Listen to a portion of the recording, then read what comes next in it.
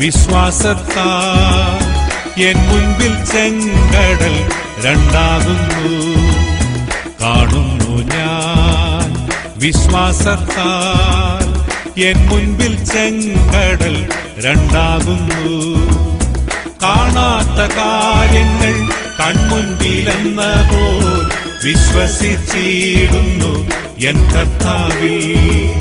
കാണാത്ത കാര്യങ്ങൾ കൺമുൻപിലെന്ന പോൽ വിശ്വസിച്ചിടുന്നു എൻ കർത്താവിൽ.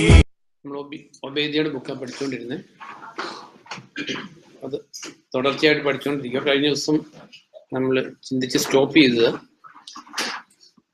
നാല് തവണ ജെറുസലേം ആക്രമിക്കപ്പെട്ടിട്ടുണ്ട്. ജസ്റ്റ് ഒന്ന് ഇതുവരെയുള്ളത് ബ്രീഫായിട്ട് പറയാം. ഒന്ന് റെഹോബയാമിന്റെ കാലത്ത്, ദെൻ യഹോറാമിന്റെ കാലത്ത്, അമസ്യയുടെ കാലത്ത്, ഫൈനലി സെദക്കിയയുടെ കാലത്ത്. നമ്മളതിന്റെ ആ പ്രോഗ്രഷൻ നോക്കിയാൽ ബാക്ക് ടു വൈസായിട്ടാണ് പോയിക്കൊണ്ടിരിക്കുന്നത്. റെഹോബയാമിന്റെ കാലത്ത് അവര് നിയമം, രാജ്യം എസ്റ്റാബ്ലിഷ്ഡ് ആയപ്പോൾ നിയമത്തെ അവഗണിച്ചു. യഹോറാമും നിയമത്തെ അവഗണിച്ചു. ദെൻ അമസ്യായ നിയമത്തെ അവഗണിച്ചു. ദെൻ സിദക്കിയായും അവഗണിച്ചു. നമുക്കറിയാം സിദക്കിയയുടെ സമയത്ത് അതിനു മുമ്പ് യഹോയാക്കീം ദൈവവചന ചുരുള് കത്തിക്കുന്ന. നമ്മുടെ ജീവിതത്തിൽ നമ്മൾ ബേസിക്കലി ഈ ജെറുസലേം ആക്രമിക്കാൻ ഇടയായ റീസൺസാണ് നമ്മൾ ചിന്തിച്ചത്. കാരണം നമ്മൾ ജെറുസലേമിന്റെ നിഴല, സിയോന്റെ നിഴല. അപ്പൊ അതെല്ലാം നമ്മൾ ചിന്തിച്ചതാണ്. അപ്പോൾ ആ റീസൺസ് വന്നാല് നമ്മുടെ ജീവിതത്തിൽ ശത്രുവിന് അവസരം കിട്ടും. അതാണ് നമ്മൾ ചിന്തിച്ചത്. എഗെയിൻ ആൻഡ് എഗെയിൻ അത് റിപ്പീറ്റ് ചെയ്യേണ്ട ആവശ്യമില്ല. പക്ഷെ അത് ജനറലി സ്പീക്കിംഗ് എല്ലാം ദൈവവചനത്തോടുള്ള ഡിസൊബീഡിയൻസാണ്. കാരണം ദൈവം നമ്മളിൽ നിന്ന് പ്രതീക്ഷിക്കുന്നത് അത് മാത്രമാണ്, ദൈവവചനം അനുസരിച്ചുള്ള ഒരു ജീവിതം. ഡ്യൂട്രോമി 10:12 തുടങ്ങി വായിക്കുമ്പോൾ അത് നമ്മളൊന്ന് എപ്പോഴും ഓർമ്മിക്കേണ്ട കാര്യം. കാരണം നമ്മൾ കൂടി വരുന്നതെല്ലാം ഈ പുസ്തകം പഠിക്കാൻ വേണ്ടിയാണ്. കാരണം ഇതിനകത്ത് ആ ദൈവത്തിന്റെ ഹിതം റിവീൽ ചെയ്തേക്കുന്നത്. ഇപ്പൊ ഡ്യൂട്രോമി 10:12 തുടങ്ങി വായിക്കുമ്പോൾ ഇത് നമ്മൾ ചിന്തിക്കാറില്ല. പക്ഷെ ഇത് കുറെ നാളായി വായിച്ചിട്ട്. ഇസ്രായേലെ, നിന്റെ ദൈവമായ കർത്താവ് നിന്നിൽ നിന്ന് എന്താണ് ആവശ്യപ്പെടുന്നത്? അത് നമുക്ക് എല്ലാവർക്കും ഒരുപോലെ ഇമ്പോർട്ടൻ്റ് ആയിട്ടുള്ള കാര്യം. ദൈവം നമ്മളിൽ നിന്ന് ഡിമാൻഡ് ചെയ്യുന്ന കാര്യം മനസ്സിലാക്കിയാൽ നമുക്കത് ഡിസയർ ആഗ്രഹിക്കുന്നവർക്ക് ഫുൾഫിൽ ചെയ്യാൻ പറ്റും. കാരണം ദൈവം നമ്മളിൽ നിന്ന് ഡിമാൻഡ് ചെയ്യുന്ന അറിയില്ല, നമുക്കൊന്നും ചെയ്യാൻ പറ്റത്തില്ല. അപ്പൊ ഇസ്രായേലെ, നിന്റെ ദൈവമായ കർത്താവ് നിന്നിൽ നിന്ന് എന്താണ് ആവശ്യപ്പെടുന്നത്? നിന്റെ ദൈവമായ കർത്താവിനെ ഭയപ്പെടുക, അവന്റെ വഴികളിലെല്ലാം നടക്കുക, അവനെ സ്നേഹിക്കുക, നിന്റെ പൂർണ്ണ ഹൃദയത്തോടും പൂർണ്ണ ആത്മാവോടും നിന്റെ ദൈവമായ കർത്താവിനെ സേവിക്കുക. ഇന്ന് നിന്റെ നന്മയ്ക്ക് നിന്നോട് ഞാൻ ആജ്ഞാപിക്കുന്ന കർത്താവിന്റെ കൽപ്പനകളും ചട്ടങ്ങളും പാലിക്കുക. ഇതാണപ്പോൾ എല്ലാവരും ഇന്ന് ദൈവം ഡിമാൻഡ് ചെയ്യുന്ന കാര്യം. ഇത് അതായത് അതിൽ പ്രധാനപ്പെട്ട കാര്യം പൂർണ്ണ ഹൃദയത്തോടെ കർത്താവിനെ സ്നേഹിക്കുക. ആ സ്നേഹം എക്സ്പ്രസ് ചെയ്യുന്നത് by the obedience to the word. സിമ്പിളാ. കാരണം ജോൺ 14:21 തുടങ്ങി വായിക്കുമ്പോൾ ഇതേ കാര്യം. കാരണം ന്യൂ ടെസ്റ്റാമെന്റിലും ഓൾഡ് ടെസ്റ്റാമെന്റിലും ഡിഫറെന്റ് ടീച്ചിങ്സ് ഇല്ല, സെയിം ടീച്ചിങ് ആണ്. ജോൺ 14:21 തുടങ്ങി വായിക്കുമ്പോൾ, കാരണം നമ്മളിത് ഒന്ന് നക്ഷലായിട്ട് ചിന്തിക്കുന്നതാ. 21 തുടങ്ങി ചിന്തിക്കുമ്പോൾ ജോൺ 14:21 ഇങ്ങനെ എഴുതിയിരിക്കുന്നത്, എന്റെ കൽപ്പനകൾ സ്വീകരിച്ച് പാലിക്കുന്നവൻ എന്നെ സ്നേഹിക്കുന്നു. അവിടെ നമ്മൾ കണ്ടു പൂർണ്ണ ഹൃദയത്തോടെ കർത്താവിനെ സ്നേഹിക്കുക, തന്നെ അവന്റെ ചട്ടങ്ങളും പ്രമാണങ്ങളും പാലിക്കുക. അപ്പോൾ ഈ സ്നേഹത്തിന്റെ എക്സ്പ്രഷൻ എന്ന് പറയുന്നത് ഇതാണ്. എന്റെ കൽപ്പനകൾ സ്വീകരിച്ച് പാലിക്കുന്നവൻ എന്നെ സ്നേഹിക്കുന്നു. എന്നെ സ്നേഹിക്കുന്നവനെ എൻ്റെ പിതാവ് സ്നേഹിക്കും. ഞാൻ അയാളെ സ്നേഹിച്ച് അയാൾക്ക് സ്വയം വെളിപ്പെടുത്തുകയും ചെയ്യും. 23 യേശു പറഞ്ഞു, എന്നെ സ്നേഹിക്കുന്നവൻ എൻ്റെ വചനം പാലിക്കും.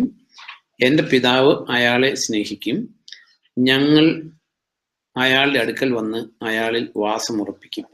എന്നെ സ്നേഹിക്കാത്തവൻ എൻ്റെ വചനം പാലിക്കുന്നില്ല.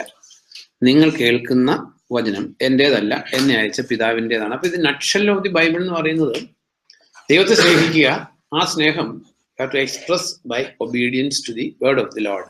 അപ്പൊ ഇതിൽ 21 സെന്റൻസിൽ എൻ്റെ കൽപ്പനകൾ സ്വീകരിച്ച് പാലിക്കുന്നവൻ എന്നെ സ്നേഹിക്കുന്നു. എന്നെ സ്നേഹിക്കുന്നവനെ എൻ്റെ പിതാവ് സ്നേഹിക്കും. ഞാൻ അയാളെ സ്നേഹിച്ച് അയാൾക്ക് സ്വയം വെളിപ്പെടുത്തുകയും ചെയ്യും. നോക്കൂ, the more you R knowing about the Lord. കർത്താവിനെ കുറിച്ച് നമ്മൾ 20 പേർക്ക് 20 നോളജാണ്. കാരണം കർത്താവിനെ കുറിച്ചുള്ള അറിവ് നമുക്ക് ആർക്കും വർദ്ധിപ്പിക്കാൻ പറ്റത്തില്ല. എത്ര വർദ്ധിപ്പിക്കാൻ പറ്റുന്നേ? To the extent he's revealing himself to us. അതവിടെ പറഞ്ഞിരിക്കുന്നത്, എന്നെ സ്നേഹിക്കുന്നവന് ഞാൻ എന്നെ വെളിപ്പെടുത്തും. കർത്താവ് റിവീൽ ചെയ്ത് തരാത്തിടത്തോളം കാലം നമുക്ക് കർത്താവിനെ കുറിച്ചൊന്നും അറിയത്തില്ല. പത്രോസിനോട് കർത്താവ് പറഞ്ഞു, ജഡരക്തങ്ങളല്ല ശിമോനെ, എന്റെ ദൈവമായ കർത്താവാണ് ഈ റെവലേഷൻ തന്നത്. അപ്പൊ കർത്താവായ യേശു ക്രിസ്തുവിനെ കുറിച്ച് പലർക്കും പല അറിവാ. The more you are loving, the more you are obedient to the Lord, the more you are knowing the Lord Jesus Christ. കർത്താവിനെ കുറിച്ചുള്ള റെവലേഷൻ, കർത്താവിനെ കുറിച്ചുള്ള അറിവ്, കർത്താവിനെ കുറിച്ചുള്ള പരിജ്ഞാനം. അല്ലെങ്കിൽ നമ്മൾ പറയാറില്ലേ, അന്ധരായിട്ടുള്ള മനുഷ്യർ ആനയെ പിടിച്ച കഥ പറയാറുണ്ട്. കുറെ ആൾക്കാർ പറഞ്ഞു ഇത് വടം പോലെ ഇരിക്കുന്നതെന്ന് പറഞ്ഞു, വാലെ പിടിച്ചവർ പറഞ്ഞു കാലെ പിടിച്ചു. സെയിം വേ കർത്താവിനെ കുറിച്ച് നമുക്കുള്ള അറിവ്, the more you are loving the Lord, the more you are obedient to the word of the Lord, അത്രത്തോളം മാത്രമേ കർത്താവ് നമുക്ക് കർത്താവിനെ കുറിച്ചുള്ള ദർശനം തരൂ. അപ്പൊ നമുക്ക് കർത്താവിനെ കുറിച്ച് കൂടുതൽ ഇന്റിമേറ്റ് നോളജ്, കർത്താവിനെ കുറിച്ചുള്ള അറിവ് വർദ്ധിക്കണമെങ്കിൽ കൂടുതൽ സ്നേഹിക്കുക. കൂടുതൽ സ്നേഹം ഉണ്ടെങ്കിൽ അത് ദൈവവചനത്തിന്റെ ഒബീഡിയൻസിലൂടെ എക്സ്പ്രസ് ചെയ്യും. അതുകൊണ്ട് എഫേസ്യ ലേഖനത്തിൽ പൗലോസ് എഫേഷ്യൻ ബിലീവേഴ്സിന് വേണ്ടി പ്രാർത്ഥിക്കുന്ന എന്തായും, ഇവരുടെ ഹൃദയ നേത്രങ്ങൾ തുറക്കപ്പെടാനും അങ്ങനെ കർത്താവിനെ കുറിച്ചുള്ള റെവലേഷൻ കിട്ടാൻ വേണ്ടിയിട്ടാണ് എഫേഷ്യൻസ്. അപ്പൊ നമ്മുടെ ജീവിതത്തിൽ നമ്മൾ അറിയേണ്ട ഒരു കാര്യം, ദൈവം ഒരിക്കലും അനീതി ചെയ്യില്ല. ദൈവം നീതിമാനാണ്. നമുക്ക് കർത്താവിനെ കുറിച്ചുള്ള അണ്ടർസ്റ്റാൻഡിങ് എന്ന് പറയുന്നത്, ദൈവം തന്റെ നീതിയിൽ നമുക്കൊരു ക്വാണ്ടിറ്റി കിട്ടിയിട്ടുണ്ട്, ഒരു ക്വാണ്ടിറ്റി ഓഫ് റെവലേഷൻ. നമ്മളെല്ലാം കർത്താവിനെ അറിഞ്ഞവരാണ്. അതുകൊണ്ട് റോമൻസിൽ നമ്മൾ വായിക്കുന്നുണ്ട്, ഓരോരുത്തരും തങ്ങൾക്ക് കിട്ടിയിരിക്കുന്ന വിശ്വാസത്തിന്റെ തോത്, ഇതെല്ലാം റിലേറ്റഡാ. കിട്ടിയിരിക്കുന്ന വിശ്വാസത്തിന്റെ തോത്, അപ്പൊ ദൈവം തന്നിരിക്കുന്ന വിശ്വാസമാണ് തരുന്നതിന്റെ basis love towards the Lord and obedience to his word. Ephesians 1 എടുക്കുമ്പോൾ അതിന്റെ 17 തുടങ്ങി വായിക്കുമ്പോൾ,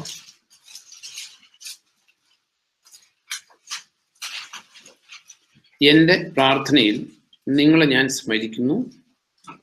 നമ്മുടെ കർത്താവായ യേശു ക്രിസ്തുവിന്റെ ദൈവം മഹത്വപൂർണനായ പിതാവ് അവനെ കൂടുതൽ അറിയാൻ നിങ്ങൾക്ക് വിജ്ഞാനത്തിന്റെയും വെളിപാടിന്റെയും ആത്മാവിനെ നൽകണമെന്ന് ഞാൻ സദാ പ്രാർത്ഥിക്കുന്നു. അപ്പോ ഈ കർത്താവിനെ കുറിച്ചുള്ള അറിവ് എല്ലാവർക്കും ഒരുപോലെയാണല്ലോ.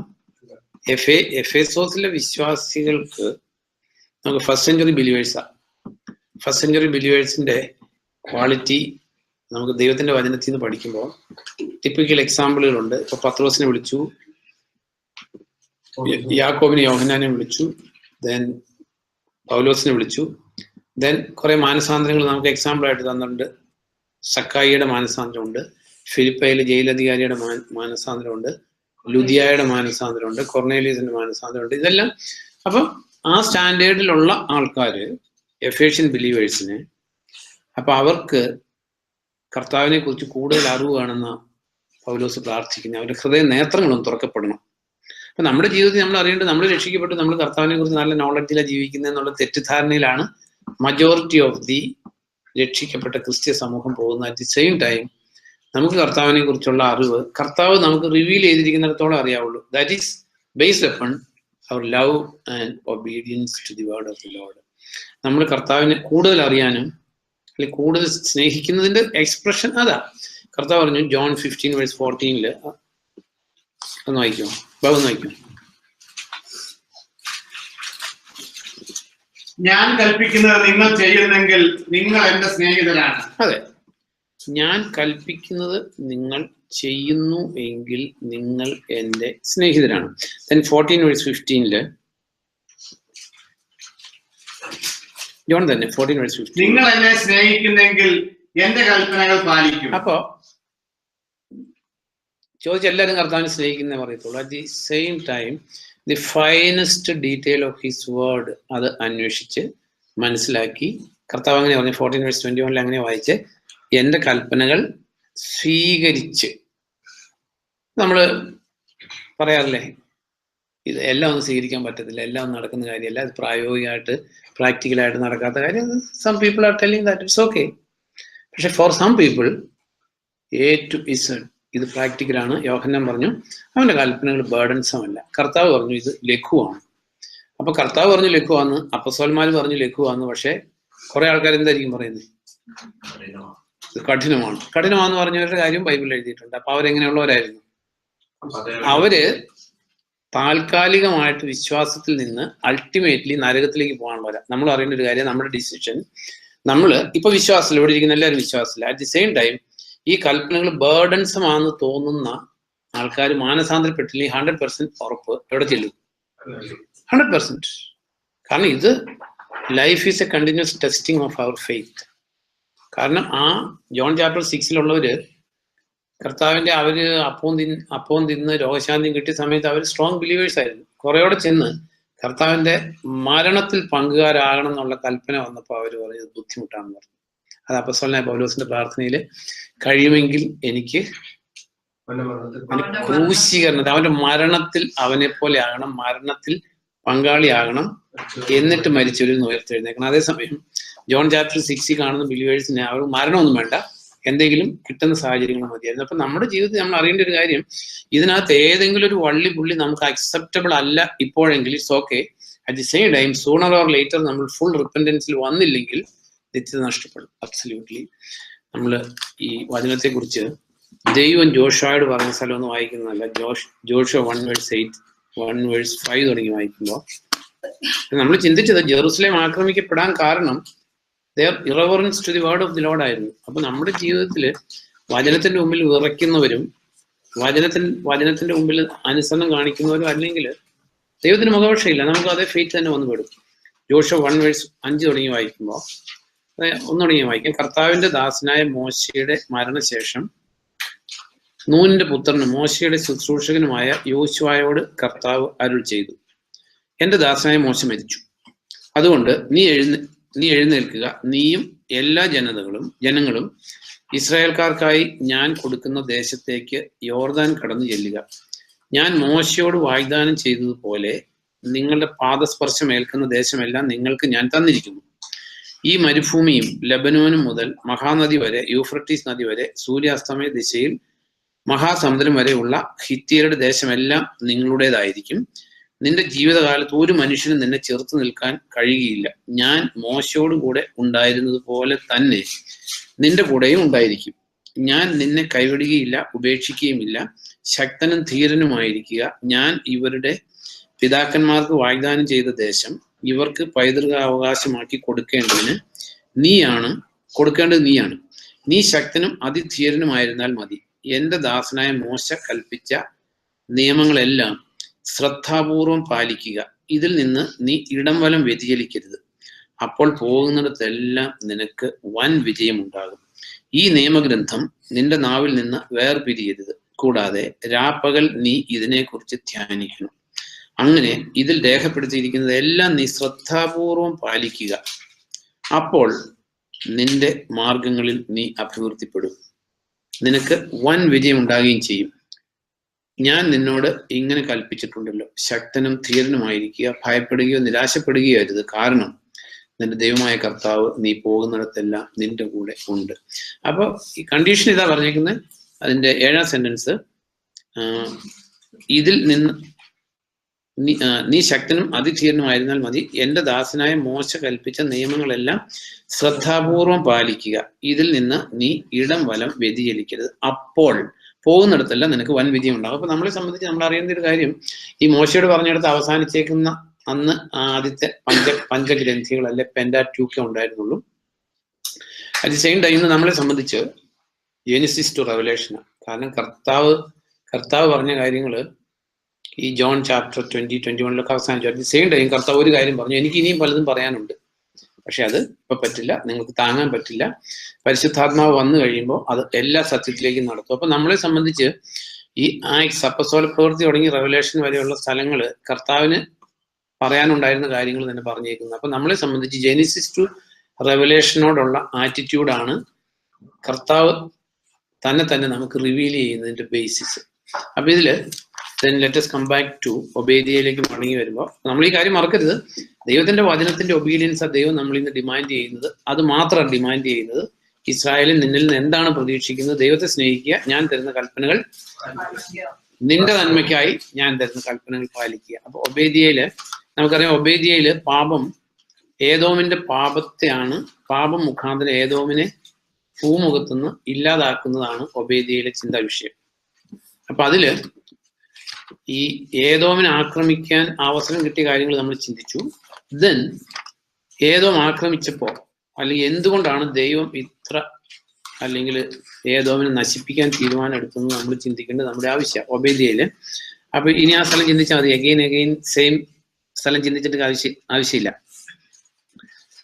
അതിന്റെ 10ാമത്തെ സെന്റൻസ് തുടങ്ങി, സഹോദരനായ യാക്കോബിനോട് കാണിച്ച അക്രമ നിമിത്തം ലജ്ജ നിന്നെ മൂടും, നീ നിത്യമായി വിച്ഛേദിക്കപ്പെടും.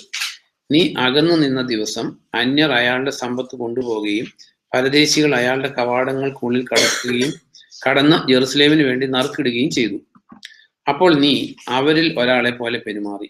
സഹോദരന്റെ നിർഭാഗ്യ ദിനത്തിൽ അയാളുടെ ദിനത്തെക്കുറിച്ച് നീ അഹങ്കരിച്ച് ആഹ്ലാദിക്കരുതായിരുന്നു. യഹൂദ ജനങ്ങളെക്കുറിച്ച് അവരുടെ വിനാശ ദിനത്തിൽ നീ സന്തോഷിക്കരുതായിരുന്നു. ദുരിത ദിനത്തിൽ നീ വീം വിളക്കരുതായിരുന്നു. അനർത്ഥ ദിനത്തിൽ എന്റെ ജനത്തിന്റെ കവാടത്തിനുള്ളിൽ നീ കടക്കരുതായിരുന്നു. അനർത്ഥ ദിനത്തിൽ അയാളുടെ ദുരന്തത്തെക്കുറിച്ച് നീ അഹങ്കരിച്ച് ആഹ്ലാദിക്കരുതായിരുന്നു. അനർത്ഥ ദിനത്തിൽ അയാളുടെ സമ്പത്തുകൾ നീ കൊള്ളയടിക്കരുതായിരുന്നു. പലായനം ചെയ്യുന്ന അയാളുടെ ആളുകളെ വെട്ടിമുറിക്കാൻ നീ കവലയിൽ നിലയുറപ്പിക്കരുതായിരുന്നു. ദുരിത ദിനത്തിൽ അവരിൽ ശേഷിച്ചിരുന്നവരെ ശത്രുവിന് നീ ഏൽപ്പിച്ചു കൊടുക്കരുതായിരുന്നു. അപ്പൊ ഈ കാര്യങ്ങൾ കൊണ്ടാണ് ഏദോമിനെ എന്താ ദൈവം തീരുമാനിച്ചത്? ഇല്ലാതാക്കാൻ. നമ്മൾ അതിന്റെ 18ാം സെന്റൻസ് വായിച്ചിട്ടുണ്ട്. നമ്മൾ ചിന്തിച്ചതാ 18ാം സെന്റൻസിൽ ഇങ്ങനെ നമ്മൾ വായിക്കുന്നത്, യാക്കോബിന്റെ ഭവനം തീയും യോസഫിന്റെ ഭവനം തീനാളവും ഏശാവിന്റെ ഭവനം കച്ചിയുമായിരിക്കും. അവർ അവരെ ചുട്ട് ചാമ്പലാക്കും. ഏശാവിന്റെ ഭവനത്തിൽ ആരും ശേഷിക്കുകയില്ല. നമ്മൾ ചിന്തിച്ചതാണ്. ഇത് ലിറ്ററലി ഏതോ ഇല്ലാതായി തീർന്നു. ദെൻ സ്പിരിച്വലി ഏതോ മാറുന്ന നേരില്ല, ഫ്ലഷ് ആൻഡ് പ്രൈഡ്, അഹങ്കാരത്തിന്റെയും ജഡത്തിന്റെയും നേരില്ല. അപ്പൊ നമ്മൾ ചിന്തിക്കുന്ന കാര്യങ്ങളാ. അഹങ്കാരികൾ നശിച്ചു പോകും. ദെൻ ജഡത്തിൽ ആശ്രയിച്ചാൽ മരണമാണ് ഫലം. അപ്പൊ ഇതില് ഈ പറഞ്ഞേക്കുന്ന കാര്യങ്ങള് നമ്മുടെ ജീവിതത്തിൽ ഇത് ഏതോ ചെയ്ത പാപമാണ്. അതുകൊണ്ട് നമ്മൾ ആ പാപം ചെയ്യില്ല, അല്ലെങ്കിൽ നമ്മൾ ആ പാപം ചെയ്താൽ ദൈവം നമ്മളോട് കരുണ കാണിക്കുമെന്ന് വിചാരിക്കുന്നത്. അപ്പൊ ഇതിൽ ആദ്യം പറഞ്ഞേക്കുന്നത്, സഹോദരനായ യാക്കോബിനോട് കാണിച്ച അക്രമ നിമിത്തം ലജ്ജ നിന്നെ മൂടും. അപ്പൊ ഇതിൽ പറഞ്ഞേക്കുന്ന കാര്യങ്ങളെല്ലാം ചെയ്യരുതാത്ത കാര്യങ്ങൾ ചെയ്തതാ, അല്ലേ? ചെയ്യരുതാത്ത കാര്യങ്ങൾ ചെയ്തു. നമ്മൾ അറിയേണ്ട ഒരു കാര്യം, ചെയ്യരുത് എന്ന് പറഞ്ഞേക്കുന്ന കാര്യങ്ങൾ ചെയ്യുന്നതും ചെയ്യേണ്ട കാര്യങ്ങൾ ബോത്ത് ആർ സെയിം. യാക്കോബ് 4:17 അതൊന്ന് വായിക്കും. കാരണം ഇത് രണ്ടും നമ്മൾ അറിഞ്ഞിരിക്കേണ്ട ഒരു കാര്യം. കാരണം പൊതുവെ നമ്മുടെ ഒരു ജനറൽ മനുഷ്യന്റെ പ്രകൃതി എന്താ? ചെയ്യരുത് എന്ന് പറഞ്ഞേക്കുന്ന കാര്യങ്ങൾ പൊതുവെ നമ്മൾ ചെയ്യാൻ ഭയമുള്ളവരാ, അല്ലേ? അതേസമയം ചെയ്യേണ്ടത് പലപ്പോഴും ചെയ്യേണ്ടത് സാന്ദർഭികമായിട്ട് നമ്മൾ ചെയ്യേണ്ട കാര്യങ്ങൾ ചെയ്യാതിരിക്കും. പക്ഷെ അതിനെ നമ്മൾ സീരിയസ് ആയിട്ട് എടുക്കാറില്ല. ഇതിൽ നിന്ന് നമ്മൾ പഠിക്കേണ്ട കാര്യം രണ്ടും ബോത്ത് ആർ സെയിം. എന്ന് വായിച്ചു പോകുന്നു. ശരി അറിഞ്ഞിട്ടും അത് ചെയ്യാതിരിക്കുന്നവൻ പാപം ചെയ്യുന്നു. അതെ, ശരി അറിഞ്ഞിട്ടും അത് ചെയ്യാതിരിക്കുന്നവൻ പാപം ചെയ്യുന്നു. ചെയ്യരുതെന്ന് പറഞ്ഞിരിക്കുന്ന നല്ല പാപമായിട്ട് ജനറലി അക്സെപ്റ്റഡ് ആയിരിക്കുന്ന കാര്യങ്ങൾ ചെയ്യാതിരിക്കാൻ നമ്മളെല്ലാം ശ്രദ്ധിക്കാറുണ്ട്. എന്നാൽ ചെയ്യേണ്ട കാര്യങ്ങൾ ചെയ്യുന്ന കാര്യത്തിൽ അത്രയും ഉത്സാഹം മനുഷ്യർ കാണിക്കാറില്ല. സെയിം ടൈം ദൈവത്തിന്റെ മുമ്പിൽ രണ്ടും സെയിമാണ്. ഈ ജഡ്ജസിന്റെ ബുക്ക് 5:20 നമ്മൾ വായിക്കാറില്ല. ജഡ്ജസ് 5:23 ബാബു വായിക്കാം. 5:23 തുടങ്ങി വായിക്കും.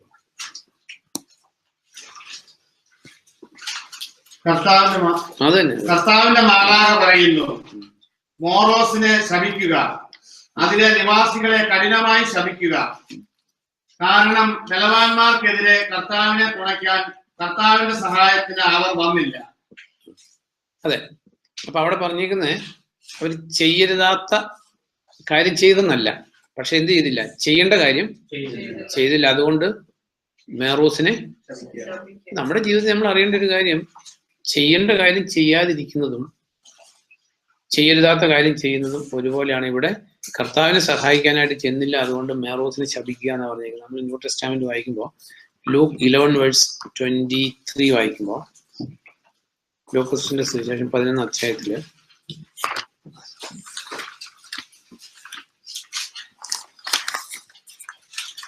11:23 ഇങ്ങനെ എഴുതിയേക്കുന്നത്, എന്റെ കൂടെ ശേഖരിക്കാത്തവൻ ചിതറിച്ചു കളയും. അപ്പൊ നമ്മൾ ചിതറിക്കാറില്ല, ഇല്ലേ? കർത്താവിന്റെ സഭയ്ക്കോ അല്ലെ കർത്താവിന്റെ കൂട്ടായ്മയ്ക്കോ ദൂഷ്യം വരുത്തുന്ന കാര്യങ്ങൾ നമ്മൾ ചെയ്യാറില്ല. At the same time, to what extent we are committed to build his church. ഇവിടെ പറഞ്ഞിരിക്കുന്നത് എൻ്റെ കൂടെ ശേഖരിക്കാത്തവൻ എന്ത് ചെയ്യുന്നുണ്ട്? ഓട്ടോമാറ്റിക്കലി ചെയ്യുന്നുണ്ട്. നമ്മൾ നാശം ചെയ്യുന്നുണ്ട്. നമ്മൾ കർത്താവിന്റെ സഭയുടെ കെട്ടുപണിക്കായിട്ട് അവിടെ നമ്മൾ കണ്ടു, മേറോസ് കർത്താവിനെതിരെയുള്ള കർത്താവിന്റെ ശത്രുക്കൾക്കെതിരെ പോരാട്ടത്തിന് വന്നില്ല. നമുക്കറിയാം കർത്താവിന്റെ സഭയ്ക്കെതിരെ അല്ലെങ്കിൽ നമ്മുടെ ക്രിസ്ത്യ ജീവിതത്തിനെതിരെ കണ്ടിന്യൂസ് വാർഫെയർ. നമ്മുടെ ശത്രു വിത്തിന, ജഡം നമുക്കെതിരെ, ലോകം നമുക്കെതിരെ, പിശാച് നമുക്കെതിരെ. അപ്പൊ ഇതിനോടുള്ള വാർഫെയറിന് നമ്മൾ യുദ്ധം ഡിക്ലെയർ ചെയ്യുന്നില്ലെങ്കിൽ നമ്മൾ ചിതറിക്കുന്നവരാ. അപ്പൊ ഇവിടെ പറഞ്ഞേക്കുന്നത് എൻ്റെ കൂടെ ശേഖരിക്കാത്തവൻ ചിതറിച്ച് കളയുന്നു. നമ്മൾ ചിതറിക്കാത്തത് കൊണ്ട് നമ്മൾ തെറ്റുകാരല്ല എന്നുള്ള സമാധാനത്തിൽ നമ്മൾ ജീവിക്കുന്നവരാ. അറ്റ് ദി സെയിം ടൈം നമ്മൾ ശേഖരിക്കാനായിട്ട് എന്ത് ചെയ്യാറ്? നമ്മൾ ചിന്തിക്കുന്ന സുവിശേഷത്തിന്റെ അനുഗ്രഹങ്ങളിൽ പങ്കുപറ്റേണ്ടതിന് വേണ്ടി പൗലോസിന്റെ കാര്യം നമ്മൾ ചിന്തിക്കാറുണ്ട്. നിയമമില്ലാത്തവനെ ഞാൻ നിയമമില്ലാത്തവനെ പോലെയായി, നിയമമുള്ളവനെ പോലെയായി. ഗ്രീക്കാരന്റെ കാര്യമില്ല, ചിന്തിച്ചതാ. അപ്പൊ നമ്മള് ഈ ശേഖരിക്കാൻ വേണ്ടി നമുക്ക് എത്രത്തോളം നമുക്ക് കമ്മിറ്റ്മെന്റ് ഉണ്ട്. അപ്പൊ നമ്മൾ പലപ്പോഴും പറയും, ഇതൊന്നും എത്ര പരിശ്രമിച്ചിട്ടോ ഒരു രക്ഷയില്ല. Till death you are to try. കർത്താവ് പരിശ്രമിച്ചിട്ട് നേടാൻ പറ്റാതെ നമ്മളെ കൊണ്ട് പലപ്പോഴും പറ്റില്ല. ഏതൻസിൽ പൗലോസ് പ്രസംഗിച്ചിട്ട് 2-3 പേര് കർത്താവിലേക്ക് വന്നിട്ട് അതുകൊണ്ട് പൗലോസ് പ്രസംഗം നിർത്തിയോ? അല്ലെങ്കിൽ ലുസ്ത്രായിൽ വെച്ച് പൗലോസിന് വലിയ അതികഠിനമായിട്ടുള്ള പീഡനങ്ങൾ ഉണ്ടായി, അതുകൊണ്ട് പ്രസംഗം നിർത്തിയോ? ലുസ്ത്രായിൽ കാര്യം നമ്മൾ ചിന്തിച്ചിട്ടുണ്ട്, ഒന്ന് നോക്കുന്നതല്ല. ഈ എൻ്റെ കൂടെ ശേഖരിക്കാത്തവൻ ചിതറിക്കുന്നു. Acts 14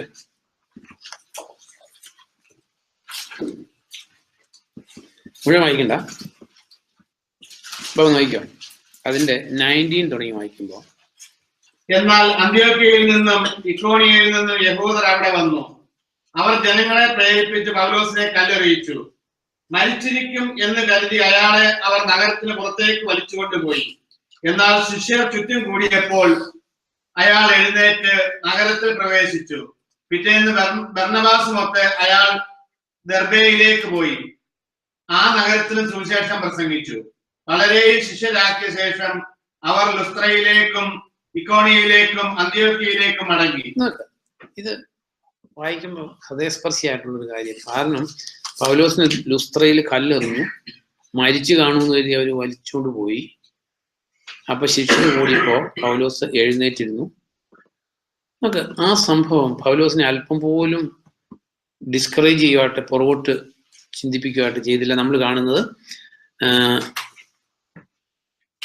പിറ്റേന്ന് ഇപ്പൊ ആലോചിച്ച് മരിച്ച പോലത്തെ വൂണ്ടഡ മീൻസ് അവർ മരിച്ചെന്ന് കരുതി ഇട്ടിട്ട് പോയേക്കുന്ന ഒരു മനുഷ്യന് പിറ്റേ ദിവസത്തെ കണ്ടീഷൻ ഒന്ന് ചിന്തിച്ചു നോക്കും. പിറ്റേ ദിവസം ബർന്നബാസ് മൊത്ത് അയാൾ ദർബയിലേക്ക് പോയി. ആ നഗരത്തിലും സുവിശേഷം പ്രസംഗിച്ചു. പലരെയും ശിഷ്യരാക്കിയ ശേഷം അവർ എങ്ങോട്ടാ മടങ്ങി വന്നേ? ഈ ലുസ്ത്രയിൽ വെച്ചാണ് മാരകമായിട്ട് അവർ പീഡിപ്പിച്ചത്. നമുക്ക് ഇത് പറയുമ്പോൾ ശരിക്ക് ഇൻഫീരിയോറിറ്റി കോംപ്ലക്സും ദുഃഖമുണ്ട്. എന്നാലും എഴുതിയിരിക്കുന്ന ഒരു കാര്യം പറയാതിരിക്കുന്നത് ശരിയല്ല. ഇതിനെക്കുറിച്ച് വായിക്കാനോ പറയാനോ പോലും നമ്മൾ യോഗ്യതയല്ല ആക്ച്വലി. കാരണം നമുക്ക് പിറ്റേ ദിവസം അവിടെ പോയി സുവിശേഷം പറഞ്ഞു പല ശിഷ്യരാക്കിയ ശേഷം അവർ ലുസ്ത്രയിലേക്ക് പോയി. ശരി, അവിടെ വെച്ച് പീഡനമായിട്ടത്, അവിടെ ഇനി അങ്ങോട്ട് പോകണ്ടെന്നല്ല. നോ, പിറ്റേ ദിവസം ലുസ്ത്രയിലേക്കും ഇക്കോണിയയിലേക്കും അന്ത്യോക്യയിലേക്ക് മടങ്ങി. എന്നിട്ട് 22ാം സെന്റൻസ് ഒന്ന് വായിച്ചു ബാബു, നമുക്ക് എല്ലാവർക്കും ഉള്ള മെസ്സേജ് അത്. വിശ്വാസത്തിൽ നിലനിൽക്കണമെന്നും അനേകം കഷ്ടതകളിലൂടെയാണ് നാം ദൈവരാജ്യത്തിൽ പ്രവേശിക്കേണ്ടതെന്നും ഉപദേശിച്ച് അവർ ശിഷ്യർക്ക് ശക്തി പകർന്നു. അതെ, ഇത് പൗലോസ് പറയുമ്പോൾ പറയാതെ തന്നെ പൗലോസിനെ കാണുന്നവർക്ക് they are reading this message on his face. കാരണം ആ പ്രീവിയസ് ഡേയില് കല്ലെറിയപ്പെട്ട് മരിച്ചു എന്ന് കണ്ടതുകൊണ്ട് അവര് ഉപദ്രവം നിർത്തിയിട്ട് പോയത്, മരിച്ചു കാണുമെന്ന് വിചാരിച്ചിട്ട്. അപ്പൊ അവരെ ഫേസ് ചെയ്യുമ്പോൾ പൗലോസിന്റെ അപ്പിയറൻസ് എന്തായിരിക്കും എന്ന് ചിന്തിച്ച് നോക്കി. വേറൊരു സ്ഥലത്ത് പൗലോസ് പറയുന്നുണ്ട്, ഈ സ്കാഴ്സ് എല്ലാം അല്ലെങ്കിൽ ഈ മുറിവേറ്റതിന്റെ മുറിവ് കരിഞ്ഞതിന്റെ പാടുകളെല്ലാം അതാണ് എൻ്റെ മെസ്സേജ്, സ്കാഴ്സ്. അപ്പൊ ഇവിടെ പൗലോസാണ് പറയുന്നത് വിശ്വാസത്തിൽ നിലനിൽക്കണമെന്നും അനേകം കഷ്ടതകളിലൂടെയാണ് നാം ദൈവരാജ്യത്തിൽ പ്രവേശിക്കേണ്ടത് എന്നും ഉപദേശിച്ച് അവർ ശിഷ്യർക്ക് ശക്തി പകർന്നു. അപ്പൊ ഈ ശക്തി ഇങ്ങനെ വരൂ, വേറൊരു രീതി കൂടെ വരില്ല. കാരണം കർത്താവിന്റെ മാർഗം കർത്താവ് സഹനത്തിലൂടെ നേടിയെടുത്ത രക്ഷയാണ്, ഇല്ലേ? തൻ്റെ രക്ഷയുടെ നായകനെ സഹനത്തിലൂടെ പരിപൂർണനാക്കുക എന്നുള്ളത് പിതാവിന്റെ ലക്ഷ്യമായിരുന്നു. ഈ രക്ഷയുടെ നായകനെ സഹനത്തിലൂടെയാണ് പരിപൂർണനാക്കിയതെങ്കിൽ നമുക്ക് അതേ വഴി തന്നെ. കാരണം ഇവിടുത്തെ സഹനം എന്ന് പറയുന്നത് ടെമ്പററിയാണ്, കുറച്ചു കാലത്തെ, അല്പകാലത്തെ സഹനത്തിന് ശേഷം സകല കൃപാവരങ്ങളുടെയും ദൈവം നമ്മെ നിത്യമഹത്വത്തിലേക്ക് കയറ്റി. That was the message of the apostles. അപ്പസ്തോലന്മാരുടെ മെസ്സേജ് അതായിരുന്നു. പക്ഷെ ഇന്നത്തെ മെസ്സേജ് കേട്ട് നമ്മൾ ഡിസീവ്ഡ് ആവരുത്. അതുകൊണ്ട് നമ്മുടെ അപ്പസ്തോലന്മാർ പഠിപ്പിച്ച കാര്യങ്ങൾ വീണ്ടും വീണ്ടും വീണ്ടും ചിന്തിക്കുന്ന, അറ്റ്ലീസ്റ്റ് എന്തായിരുന്നു ക്രിസ്ത്യൻ മെസ്സേജ് എന്ന് നമുക്കൊരു ദർശനം കിട്ടിയാൽ കർത്താവിനെ സ്നേഹിക്കുന്നവരുടെ സ്വപ്നം ഈ ലോകത്തിൽ നിന്ന് മാറി ഉന്നതത്തിലേക്ക്, അല്ലെങ്കിൽ ക്രിസ്തു മരിച്ച് ദൈവത്തിന്റെ വലതുഭാഗത്തിരിക്കുന്നതുമായ ഉന്നതത്തിൽ നമ്മുടെ സ്വപ്നങ്ങളെ ഉറപ്പിക്കാൻ ഈ അപ്പസ്തോലന്മാരുടെ ജീവിതം നമ്മളെ സഹായിക്കും. അപ്പൊ ഇവിടെ നമ്മൾ ചിന്തിച്ചത്, ഏദോമ്യര് ചെയ്യേണ്ടിയിരുന്ന കാര്യങ്ങൾ ചെയ്തില്ല. അതായിരുന്നു അവരുടെ ബേസിക് മിസ്റ്റേക്ക്. അല്ലെങ്കിൽ ഈ സഹോദരനോട് ആർക്ക് കടപ്പാടുണ്ടായിരുന്നു? യേശുവിന് കടപ്പാടുണ്ട്. ഈ ബൈബിളില് അധികം ശ്രദ്ധിക്കാത്തതാണെങ്കിലും there is a word, the covenant of brotherhood എന്നൊരു കവനന്റ് ഉണ്ട്. ആമോസ് ചാപ്റ്റർ 1 എടുക്കുമ്പോൾ അത് നമ്മളെല്ലാവരും അറിഞ്ഞിരിക്കേണ്ട ഒരു കാര്യം. കാരണം നമ്മളെല്ലാവരും ഈ ഒരേ അപ്പത്തിൽ അംശികളാകുന്ന, ഒരേ അപ്പത്തിൽ നിന്ന് ഭക്ഷിക്കുകയും പാനം ചെയ്യുകയും ചെയ്യുന്നവരെല്ലാം കവനന്റിൽ ഏർപ്പെട്ടേക്കുന്നവരാണ്. എന്ത് കവനന്റാ? Covenant of brotherhood. അത് വയലേറ്റ് ചെയ്യാൻ പറ്റുന്ന ഒരു കവനന്റ് അല്ല അത്. ആമോസ് 1:12 വായിക്കുമ്പോ നോക്കിക്കോ. ഞാൻ തേമാന്റെ മേൽ അല്ല, അതിന്റെ 9 തുടങ്ങിയിരുന്നു. കർത്താവ് അരുൾ ചെയ്യുന്നു, കയറിന്റെ 3 അതിക്രമം നിമിത്തം 4 അതിക്രമം നിമിത്തം ഞാൻ ശിക്ഷ പിൻവലിക്കുകയില്ല. കാരണം അവർ ഒരു ജനത്തെ മുഴുവൻ ഏദോമിന് ഏൽപ്പിച്ചു കൊടുത്തു, സാഹോദര്യത്തിന്റെ ഉടമ്പടി ഓർമ്മിച്ചതുമില്ല. അതുകൊണ്ട് ഞാൻ കയറിന്റെ മതിലിലേക്ക് തീ അയക്കും, അത് അയാളുടെ ദുർഗങ്ങളെ വിഴുങ്ങും. കർത്താവ് അരുൾ ചെയ്യുന്നു, ഏദോമിന്റെ 3 അതിക്രമം നിമിത്തം 4 അതിക്രമം നിമിത്തം ഞാൻ ശിക്ഷ പിൻവലിക്കുകയില്ല. കാരണം അയാൾ വാളുമായി സഹോദരനെ പിന്തുടർന്നു. തീർത്തും നിർദ്ദയനായി അയാളുടെ കോപം സദാ കത്തിക്കാളിൽ, ക്രോധം എന്നെന്നും ജ്വലിച്ചു. അതുകൊണ്ട് ഞാൻ തേമാന്റെ മേൽ തീ അയക്കും, അത് ബൊസ്രയുടെ ദുർഗങ്ങളെ വിഴുങ്ങും. ഈ തേമാൻ ഏതാ നമ്മൾ ചിന്തിച്ച? പറയോ?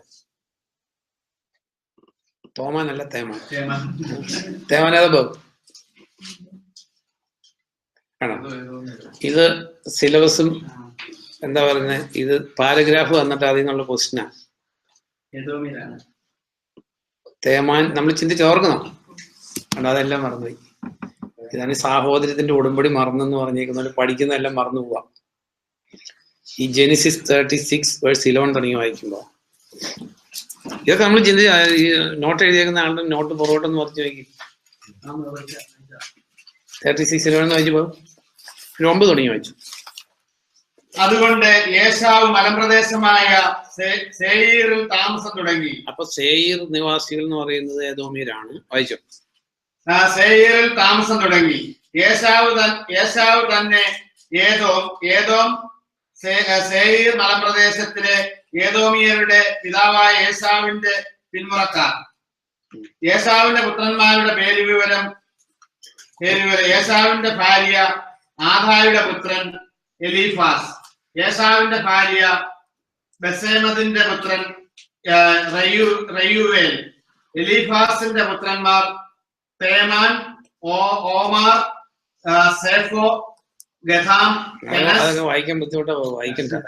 അപ്പൊ ഇതില് ഈ ഏശാവിന്റെ ഒരു ഡിസെൻഡന്റ് ആണ് തേമാൻ. അപ്പൊ തേമാനിയർ എന്ന് പറയുന്നത് ഏദോമൈറ്റ്സ് ആണ്.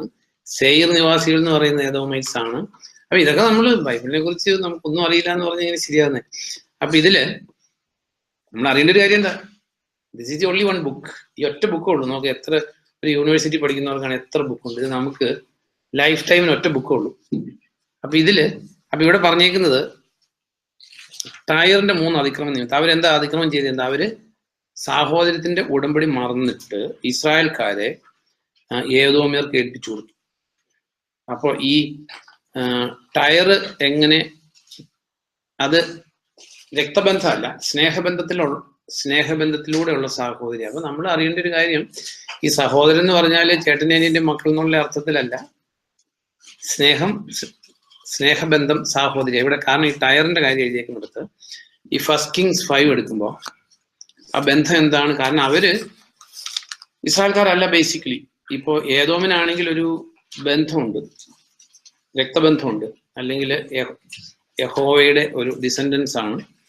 ഈ 1 Kings 5:12 വായിക്കുമ്പോൾ, അല്ല 12 മാത്രം വായിച്ചാൽ മനസ്സിലായതില്ല, 5:1 വായിക്കുമ്പോൾ ടയറിലെ രാജാവായ ഹീറാം എക്കാലത്തും ദാവീദിന്റെ സ്നേഹിതനായിരുന്നു. അപ്പൊ ഇന്ന് ഇത്തിരി ഒരു ഹിസ്റ്റോറിക്കൽ ബാക്ക്ഗ്രൗണ്ട് ഒക്കെ തലേ കയറിയ ബൈബിളിൽ നിന്ന് മനസ്സിലാവുള്ളൂ വായിക്കുമ്പോൾ.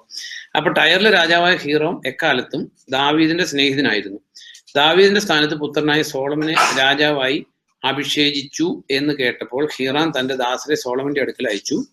തുടർന്ന് സോളമൻ ഇപ്രകാരം ഒരു സന്ദേശം ഹീറാമിന് അയച്ചു: ചുറ്റുപാടുമുള്ള ശത്രുക്കളെല്ലാം കർത്താവ് ദാവീദിന്റെ കീഴിൽ അമർത്തുവോളം ശത്രുക്കൾ ദാവീദിനോട് യുദ്ധം ചെയ്തുകൊണ്ടിരുന്നു. തന്മൂലം എന്റെ പിതാവായ ദാവീദിന് തന്റെ ദൈവമായ കർത്താവിന്റെ നാമത്തിൽ ഒരു ആലയം പണിയാൻ കഴിഞ്ഞില്ല എന്ന് താങ്കൾക്ക് അറിയാമല്ലോ. ഇപ്പോഴാകട്ടെ എന്റെ ദൈവമായ കർത്താവ് എല്ലാ ഭാഗത്തും എനിക്ക് സ്വസ്ഥത തന്നിരിക്കുന്നു. എനിക്ക് ശത്രുക്കളില്ല, കാലക്കേടുമില്ല.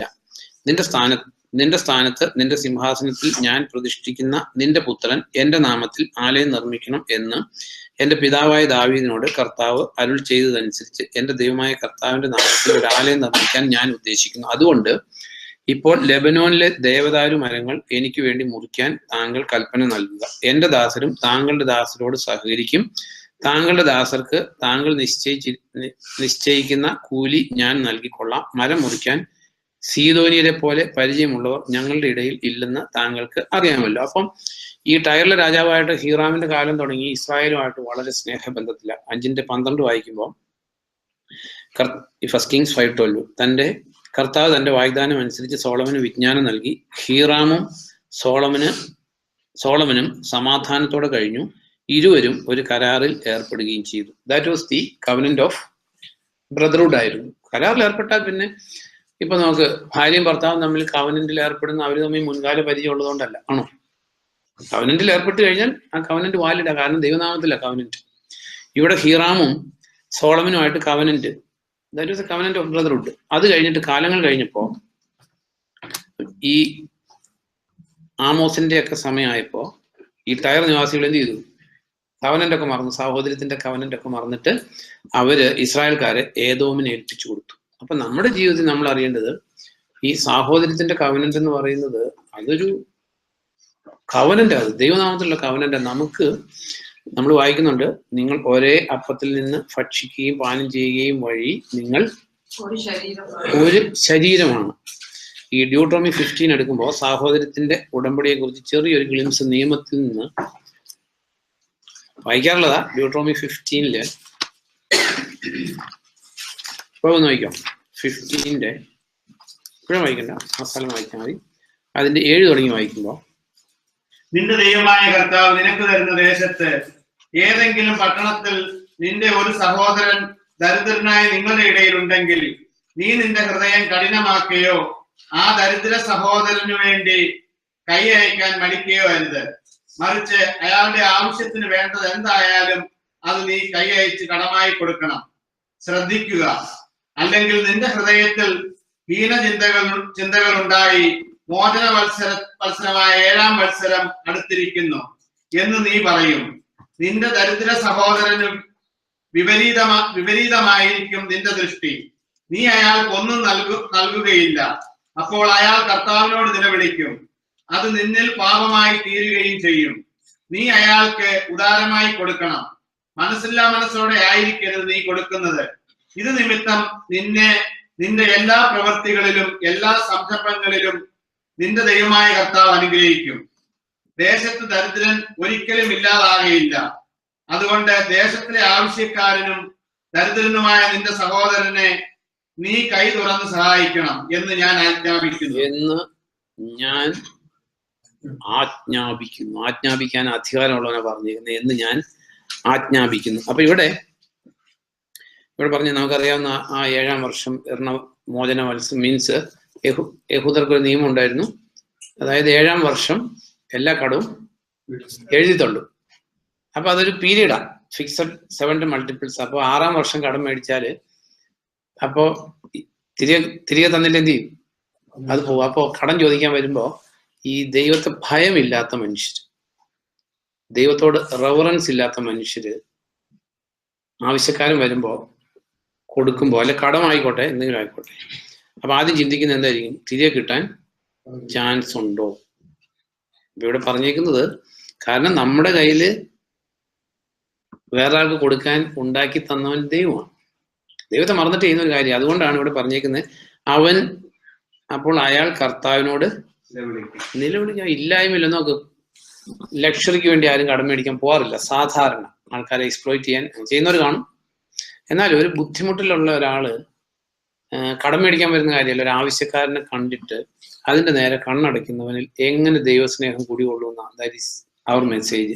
അപ്പൊ ഇതിനകത്ത് അറിയേണ്ട ഒരു കാര്യം, നമ്മുടെ കയ്യിൽ ഉണ്ടായിരുന്നിട്ട് നമ്മുടെ അടുത്തൊരു ആവശ്യക്കാരൻ വന്നിട്ട് അതിന്റെ നേരെ കണ്ണടച്ചാൽ അവൻ കാര്യമൊന്നും വേണ്ട, അവന്റെ ഹൃദയത്തിൽ എന്നാലും എന്നെ ഒന്നും സഹായിച്ചില്ലല്ലോ എന്ന് വിചാരിച്ചാൽ അത് ആറ്റം ബോംബാകും.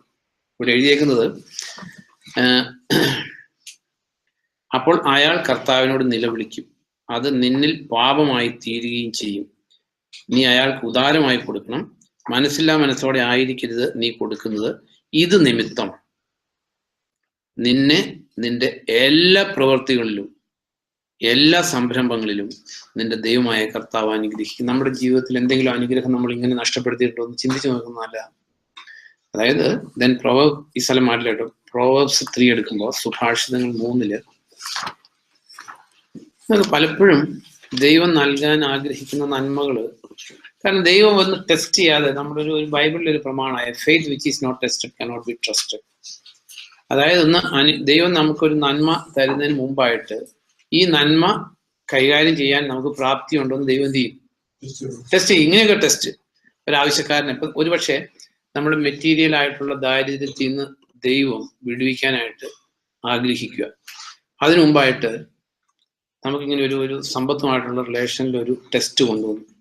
അല്ലെങ്കിൽ നമ്മുടെ കയ്യിൽ കുറച്ച് പണമുള്ളൂ, അല്ലെങ്കിൽ കുറച്ചേ ഉള്ളൂ, പക്ഷെ ഒരു ആവശ്യക്കാരൻ വന്നു ജെന്യുവിൻ ആയിട്ടുള്ള.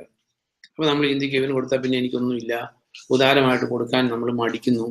അപ്പൊ ദൈവം ചെയ്യാൻ ഉദ്ദേശിച്ച നന്മയിൽ നിന്ന് മനസ്സ് മാറ്റും. അങ്ങനെ ദരിദ്രനായിട്ട് തന്നെ ജീവിച്ച് മരിക്കാനിടയായി തീരും ക്രിസ്ത്യ വിശ്വാസി. അപ്പൊ ഇവിടെ 3-ന്റെ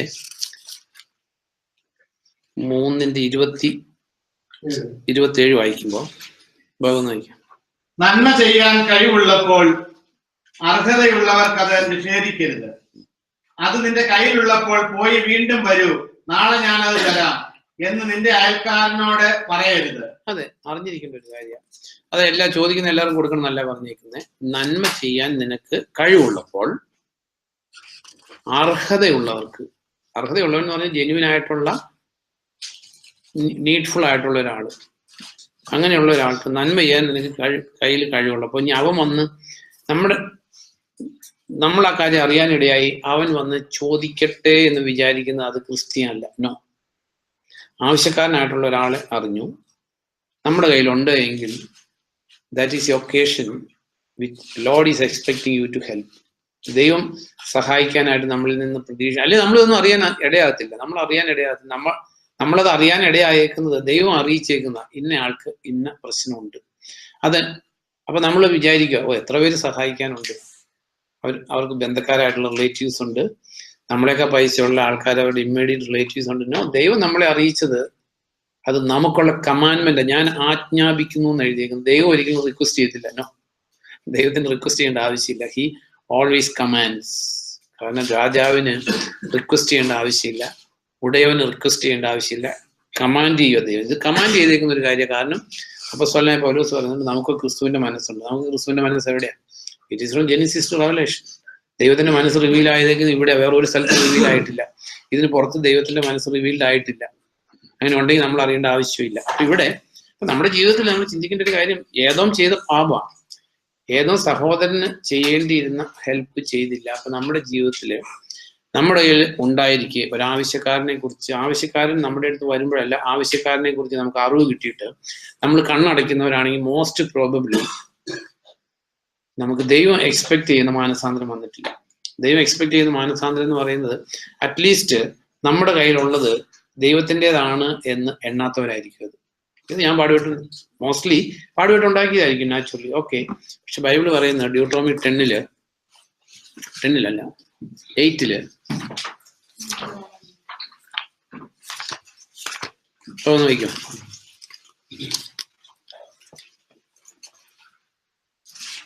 അതിന്റെ 16 തുടങ്ങി വായിക്കുമ്പോ, അവനാണ് നിന്നെ വിനീതനാക്കാനും പരീക്ഷിക്കാനും അവസാനം നന്മ ചെയ്യാനും വേണ്ടി നിന്റെ പിതാക്കന്മാർക്ക് അപരിചിതമായിരുന്ന മന്ന കൊണ്ട് മരുഭൂമിയിൽ നിന്നെ പോറ്റിയത്.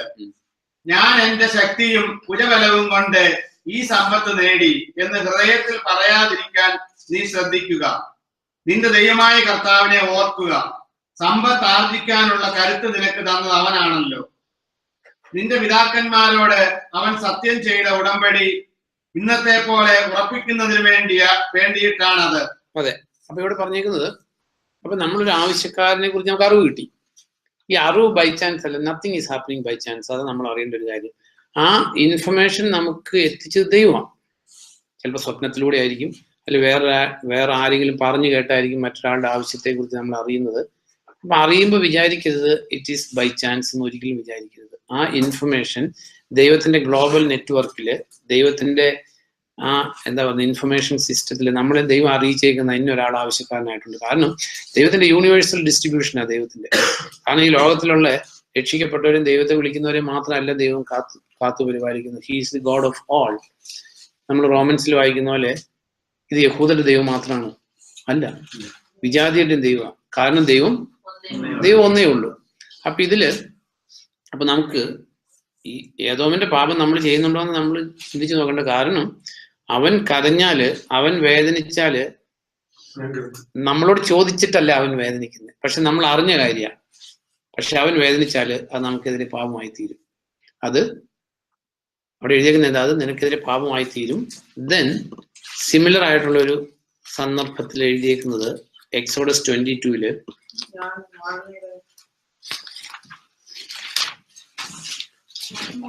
22-ന്റെ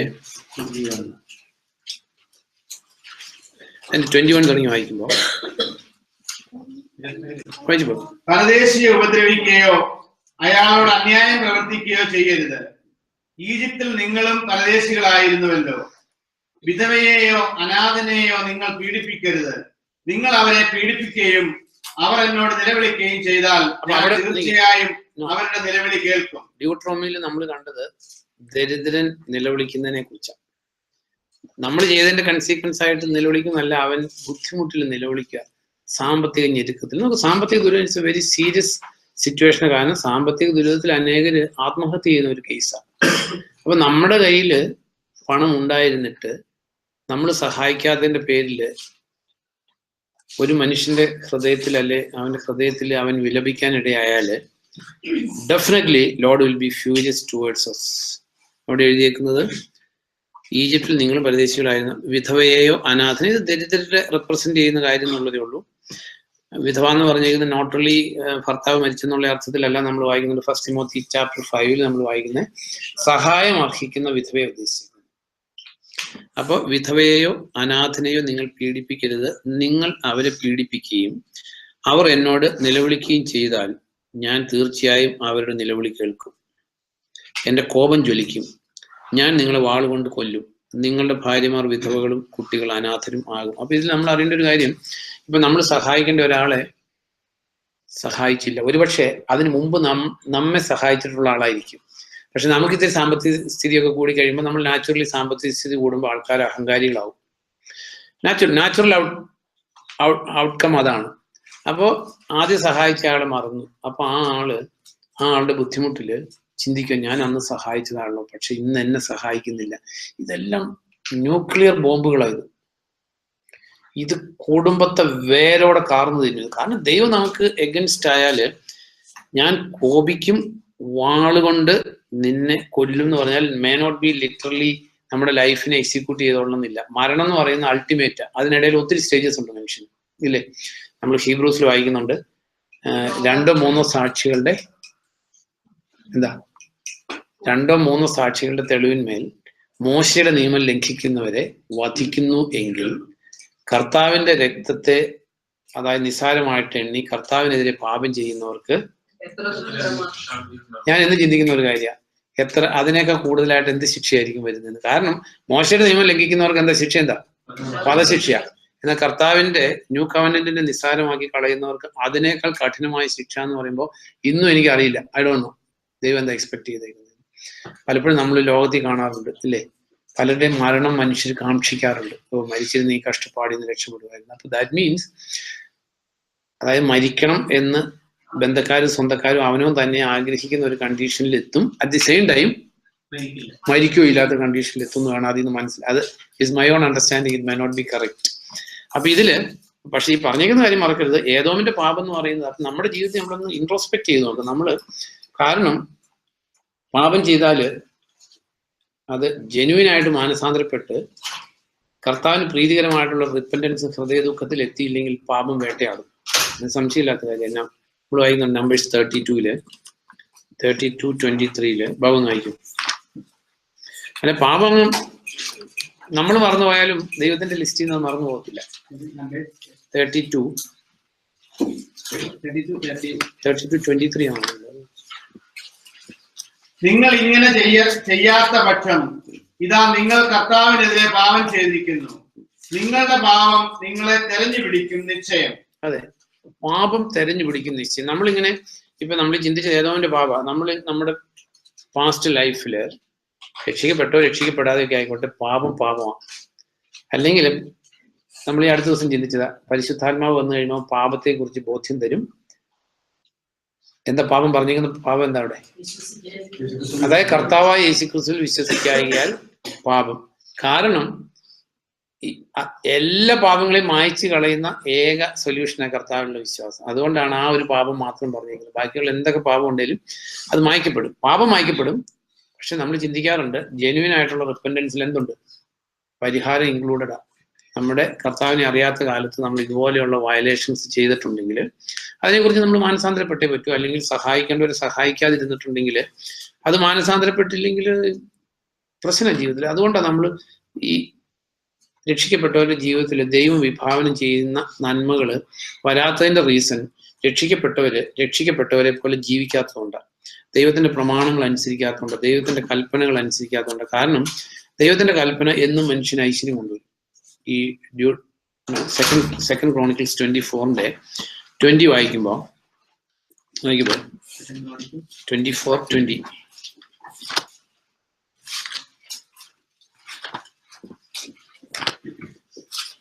അപ്പോൾ ദൈവത്തിന്റെ ചൈതന്യം യഹോയാദാ പുരോഹിതന്റെ പുത്രനായ സെക്കരിയായിൽ ആവേശിച്ചു. അയാൾ ജനങ്ങളെ അഭിമുഖീകരിച്ച് പറഞ്ഞു, ദൈവം അരുൾ ചെയ്യുന്നു, നിങ്ങൾക്ക് അഭിവൃദ്ധി ഉണ്ടാകാൻ കഴിയാത്ത വിധത്തിൽ നിങ്ങൾ കർത്താവിന്റെ കൽപ്പനകൾ ലംഘിക്കുന്നതെന്ത്? അതെ, അപ്പൊ അവിടെ പറയുന്ന ഒരു കാര്യം ചിന്തിക്കാൻ നമ്മൾ പറഞ്ഞു, നിങ്ങൾക്ക് അഭിവൃദ്ധി ഉണ്ടാകാൻ കഴിയാത്ത വിധത്തിൽ നിങ്ങൾ കർത്താവിന്റെ കൽപ്പനകൾ ലംഘിക്കുന്നത്. അപ്പൊ ഈ അഭിവൃദ്ധിയും ഐശ്വര്യവും ഇത് പ്രോസ്പെറിറ്റി ഹോസ്പിറ്റലിന്റെ കാര്യമൊന്നുമല്ല പറയുന്നത്.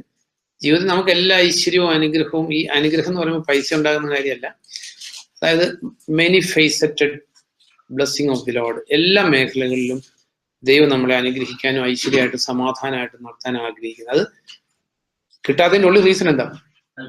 കർത്താവിന്റെ കൽപ്പനകൾ ലംഘിക്കുന്നു. ദെൻ ഈ സുഭാഷിതങ്ങള് 16:20 വായിക്കുമ്പോ അവിടെ നോക്കിപ്പോ 16:20 സുഭാഷിതം പ്രോവബ്സ്. വചനം ചെവിക്കൊള്ളുന്നവൻ അഭിവൃദ്ധി പ്രാപിക്കും, കർത്താവിൽ ആശ്രയം അർപ്പിക്കുന്നവൻ ഭാഗ്യവാൻ. വചനം ചെവിക്കൊള്ളുന്നവൻ അഭിവൃദ്ധി പ്രാപിക്കും. Nobody can dispute. നമ്മൾ ജോഷുവോട് പറഞ്ഞ് നമ്മൾ വായിച്ചു, ഈ വചനത്തിൽ നിന്ന് ഇടം വലം വ്യതിചലിക്കരുത്, നീ രാവും പകലും അത് ധ്യാനിക്കണം, നീ ചെല്ലുന്നിടത്തെല്ലാം നിനക്ക്. ഈ ഐശ്വര്യം എന്ന് പറയുന്നത് ഇറ്റ്സ് നോട്ട് വെൽത്ത് അല്ല. ഐശ്വര്യം എന്ന് പറയുന്നത് പണമാണോ? അല്ല. ആണോ? നീ ചെല്ലുന്നിടത്തെല്ലാം നിനക്ക് ഐശ്വര്യം ഉണ്ടാകും. അതെല്ലാം everything is related to our response to the word of the Lord. ദൈവവചനത്തോടുള്ള ആറ്റിറ്റ്യൂഡാണ്. അപ്പൊ അവിടെ നമ്മൾ കണ്ടു, ദരിദ്രനായിട്ടുള്ള സഹോദരനെ സഹായിക്കാൻ നമുക്ക് അവസരം, അല്ലെങ്കിൽ ഒരു ഭാഗ്യം, അവസരം. കാരണം ദരിദ്രന് കൊടുക്കുന്നവൻ കർത്താവിന് കടം കൊടുക്കുന്നു. നമുക്ക് ഏറ്റവും വിശ്വാസത്തോടെ നമുക്ക് കടം കൊടുക്കാൻ പറ്റുന്ന ഒരേ ഒരു സ്ഥലമുള്ളൂ. ബാക്കിയുള്ള ഏത് മനുഷ്യനും ഇനിയിപ്പോ വിശ്വസനാണെങ്കിൽ പോലും ആളിടയ്ക്ക് മരിച്ചു പോയാൽ നമുക്ക് തിരികെ കിട്ടില്ല. കിട്ടുമോ? അപ്പൊ ധൈര്യമായിട്ട് കടം കൊടുക്കാൻ പറ്റുന്ന സ്ഥലം കർത്താവിന്റെ സന്നിധി മാത്രമേ ഉള്ളൂ. ദെൻ സുഭാഷിതം 14 അധ്യായം എടുക്കുമ്പോൾ നമുക്ക് എല്ലാവർക്കും അറിയാവുന്ന ഒരു വേർഡുണ്ട്, എന്നെ മാനിക്കുന്നവനെ ഇല്ലേ? അപ്പൊ അതില് എന്നെ മാനിക്കുന്നവനെ ഞാനും മാനിക്കും എന്നുള്ള ആ ഒരു വേർഡ് മാത്രമേ അറിയാവുള്ളൂ. ഇത് എഴുതിയേക്കുന്ന സ്ഥലങ്ങൾ പൊതുവെ അറിയത്തില്ല. പിന്നെ അറിയാവുന്ന ഒരു സ്ഥലമുള്ളത് ഏതാ? First Samuel. അതാണ് നമുക്കറിയാവുന്ന സ്ഥലം. അവിടെ അതായത് നമുക്കറിയാവുന്ന കാര്യമാണ്, മക്കള് ദൈവത്തെ വളർത്താതിരുന്ന് ദൈവത്തെ മാനിക്കാതിരുന്ന കാര്യമാണ്. പക്ഷെ ഇവിടെ 14:31 വായിക്കുമ്പോൾ, ദരിദ്രനെ ദ്രോഹിക്കുന്നവൻ തന്റെ സൃഷ്ടാവിനെ അപമാനിക്കുന്നു, പാവപ്പെട്ടവരോട് കരുണ കാണിക്കുന്നവനോ സൃഷ്ടാവിനെ മാനിക്കുന്നു. അതെ, പാവപ്പെട്ടവരോട് കരുണ കാണിക്കുന്നവനോ സൃഷ്ടാവിനെ, എന്നെ മാനിക്കുന്നവനെ ഞാനും മാനിക്കും. അപ്പൊ ദൈവത്തെ മാനിക്കുന്നതിന്റെ ഒരു എക്സ്റ്റേണൽ ആയിട്ടുള്ള ഒരു എക്സ്പ്രഷനാണ് ദരിദ്രനോട് കരുണ കാണിക്കുന്നത്. കാരണം നമ്മൾ ആദ്യം ചിന്തിച്ചു, നിനക്ക് സമ്പത്ത് ആർജിക്കാനുള്ള ശേഷി തന്നതാരാ? കർത്താവാ. അപ്പൊ നമ്മുടെ കയ്യിൽ എന്തെങ്കിലും ഉണ്ടെങ്കിൽ ദൈവം തന്നതാണെന്ന് ഹൃദയത്തിൽ നിന്ന് അക്സെപ്റ്റ് ചെയ്യുന്ന ആരും ദ്രവ്യാഗ്രഹികളാകത്തില്ല, പണത്തെ സ്നേഹിക്കില്ല. കാരണം കർത്താവിന്റെ പണം. പക്ഷെ നമ്മൾ പൊതുവെ എന്താ പറയുന്നത്? ആരോ ജോലാന്ന് കഴിഞ്ഞ ദിവസം പറഞ്ഞ പോലെ, ഇത് കേൾക്കുമ്പോൾ ഒരു ചെവിക്കടെ കയറ്റി മറ്റേ ചെവിക്കടെ ഇറക്കി വിട്ടു. I don't have any complaint, but ന്യായം വിധിക്കുന്നവന്റെ മുമ്പിൽ നിൽക്കുന്ന ദിവസം ഇത് ശരിയാണോ തെറ്റാണോ എന്ന് മനസ്സിലാവും. അങ്ങനെ ഒരു വേർഡുണ്ട് ഇല്ലേ? റെഫറൻസ് ഓർക്കുന്നു. ന്യായം വിധിക്കുന്നവന്റെ മുമ്പിൽ നിൽക്കുമ്പോൾ, നോ കറക്റ്റ് ഓർക്കുന്നില്ല, 141 സങ്കീർത്തനാണ് എനിക്ക് തോന്നുന്നുണ്ട്. ഒന്ന് ചെക്ക് ചെയ്തു. Psalm 141.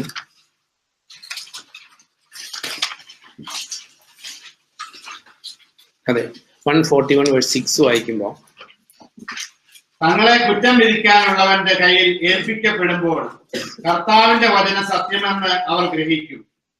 അപ്പൊ ഗ്രഹിക്കുന്നതാണോ നല്ലത്? ഇപ്പൊ ഗ്രഹിക്കുന്നതാണോ നല്ലത്? അതായത് ഇത് ഗ്രഹിക്കും ഒരു ദിവസം, അതിന് സംശയമൊന്നുമില്ല.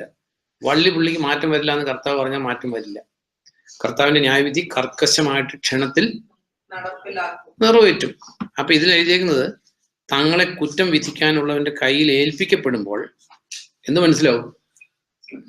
ഇതിനകത്തുള്ള ഈ തർക്കങ്ങളും അഭിപ്രായ വ്യത്യാസങ്ങളും ഒക്കെ മാറിയിട്ട് എല്ലാവരും എന്താ പറയുന്നത്, വളരെ ഹമ്പിളായിട്ട് ഒബീഡിയൻസോട് കൂടി നിൽക്കും.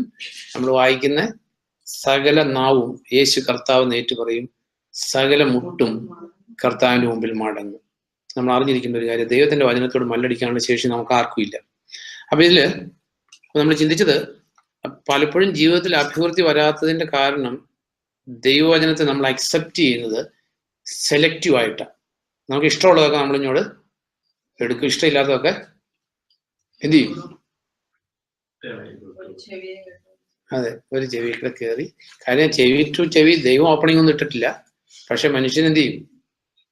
അതിലൂടെ കടത്തിവിടും. പക്ഷെ തങ്ങളെ കുറ്റം വിധിക്കാനുള്ളതിന്റെ മുമ്പിൽ നിൽക്കുമ്പോൾ ഇത് നെഗ്ലക്ട് ചെയ്യാനുള്ളതാണോ അല്ലയോ എന്നുള്ളത് മനസ്സിലാവും. പക്ഷെ അതിനു മുമ്പ് മനസ്സിലാക്കിയാൽ it is well and good.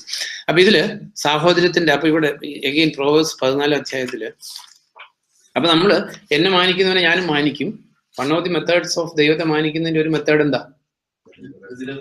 ദരിദ്രനെ, ഇവിടെ എഴുതിയേക്കുന്ന അതാണ്, ദരിദ്രനെ, പാവപ്പെട്ടവരോട് കരുണ കാണിക്കുന്നവൻ സൃഷ്ടാവിനെ മാനിക്കുന്നു. അപ്പൊ നമ്മൾ അറിയേണ്ട ഒരു കാര്യം, നമ്മുടെ കയ്യിൽ യാക്കോബിന്റെ ലൈനത്തിൽ എഴുതിയേക്കുന്ന, നമ്മുടെ കയ്യിൽ ഭൗതിക സമ്പത്ത് ഉണ്ടായിരിക്കെ ആവശ്യക്കാരനായിട്ടുള്ള ഒരു സഹോദരനെ അല്ലെങ്കിൽ ഒരു ഫെലോ ഹ്യൂമൻ ബീങ്ങിനെ കണ്ടിട്ട് അതിന്റെ നേരെ കണ്ണടയ്ക്കുന്നവനിൽ എങ്ങനെ ദൈവസ്നേഹം? എന്റെ അർത്ഥം എന്നാ, ദൈവസ്നേഹം ഇല്ല എന്നുള്ളത് എന്റെ അർത്ഥം. നമുക്ക് ആ ഒരു ആവശ്യക്കാരനെ കാണുന്നതിടം വരെ ഒരു കുഴപ്പമില്ല. ആവശ്യക്കാരനെ കണ്ടു കിട്ടി കഴിയുമ്പോൾ ഒരു 150 ലോജിക്ക് വരും. അത് മടിയനാണോ, പണി ചെയ്യാത്തവനാണോ, റിയലി ഡിസേർവിങ് ആണോ, അവന് ബന്ധക്കാരും സ്വന്തക്കാരും ഒക്കെ ഉള്ളതല്ലേ, അവന്റെ അനിയന് വേണേൽ സഹായിക്കാൻ പറ്റും, അവൻ സഹായിക്കുന്നില്ലല്ലോ, ചേട്ടന്മാരുണ്ട്, ഇത്രയും ബന്ധക്കാരായിട്ടുള്ള റിലേറ്റീവ്സ് ഉണ്ട്, അവരൊന്നും സഹായിക്കുന്നില്ല, പിന്നെ ഇപ്പൊ നമുക്കാണോ വലിയ ആവശ്യം? ഇതെല്ലാം ലോജിക്കും ഇറ്റ് വിൽ കൊളാപ്സ്. നമ്മളത് അറിയാനിടയായത് ദൈവം നമ്മൾ സഹായിക്കാൻ ആഗ്രഹിക്കുന്നുണ്ട്. കാരണം ദൈവത്തിന്റെ യൂണിവേഴ്സൽ ഡിസ്ട്രിബ്യൂഷൻ സിസ്റ്റത്തിൽ ദൈവത്തിന്റെ മക്കളോട് ദൈവത്തിന് ഡിമാൻഡ് ചെയ്യാൻ പറ്റും.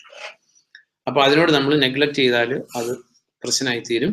Then 14:21 Proverbs 14:21 second part.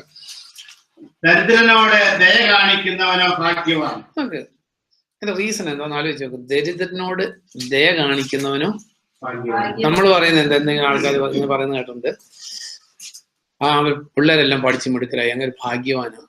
അല്ലെങ്കിൽ 2 മക്കളും ഗൾഫിൽ പോയി, അവർ ഭാഗ്യവാന്മാരാ. അല്ലെങ്കിൽ അവർ പൈസ ഒന്നും ഇല്ലാത്തവരായിരുന്നു, ഇപ്പൊ നല്ലൊരു വീട് വെച്ചു, വളരെ ഭാഗ്യമായി പോയി അവർക്ക്. പക്ഷെ ബൈബിൾ സേസ് ദരിദ്രരോട് ദയ കാണിക്കുന്നവനോ ഭാഗ്യവാൻ. കാരണം ഇത് God will repay in the time of need. കാരണം ബാക്കി ഉണ്ടാകുന്ന ഒന്നും ബൈബിൾ എഴുതിയിട്ടുണ്ട്, ആപത്ത് കാലത്ത് സമ്പത്ത് ഉപകരിക്കില്ല, ആപത്ത് കാലത്ത് സമ്പത്ത് പ്രയോജനപ്പെടുത്തില്ല. കാരണം സമ്പത്തിനെ നമ്മൾ ബുദ്ധിമുട്ടിൽ നിന്ന് രക്ഷിക്കാൻ പറ്റത്തില്ല. അറ്റ് ദി സെയിം ടൈം ദരിദ്രരോട് ദയ കാണിക്കുന്നവനെ അവൻ ഭാഗ്യവാനാണ്. കാരണം അവന്റെ ഫ്യൂച്ചർ സേഫാണ്. കാരണം അവന്റെ ആവശ്യങ്ങൾ കർത്താവ് അടുത്ത് തുണയായിട്ടുണ്ടാവും. അല്ലാത്തവന് നമ്മൾ വായിക്കുന്നുണ്ട് Proverbs 21:13 വായിക്കുമ്പോൾ, അതോടെ ഇന്ന് വായിച്ചു. ദരിദ്രന്റെ നിലവിളിക്ക് ചെവി കൊടുക്കാത്തവൻ സ്വയം നിലവിളിക്കും, ആരും അത് കേൾക്കയില്ല. ദൈവത്തിന്റെ നീതിയാണ്. ദരിദ്രന്റെ നിലവിളി എന്ന് പറയുന്നത് കരഞ്ഞുകൊണ്ട് വരും എന്നുള്ളതല്ല. ആവശ്യക്കാരനായിട്ടുള്ള ഒരുവനെ കുറിച്ച് നമുക്ക് ഇൻഫർമേഷൻ കിട്ടിയിട്ട് നമ്മൾ കണ്ണടച്ചാൽ കരയേണ്ട വരും. ദൈവത്തിന്റെ നീതി അത്. കരയേണ്ട വരും, കരച്ചില് ആരും കേൾക്കൂല്ല. ഈ ജെറമ്യ 22:16 വായിക്കുമ്പോൾ വായിച്ചപ്പോ, കാരണം നമുക്കറിയാവുന്ന ചില കാര്യങ്ങളുണ്ട്. ചില എന്താ പറയുന്നത്, ഈ ഡോക്ട്രിൻസ് അല്ലെങ്കിൽ ദൈവവചനത്തിലെ ചില കാര്യങ്ങൾ, ഏകസത്യ ദൈവമായ നിന്നെ നീ അയച്ച യേശു ക്രിസ്തുവിനെ അറിയുന്നല്ലോ നിത്യജീവനോട് എല്ലാവർക്കും അറിയാം, അറിയില്ലേ?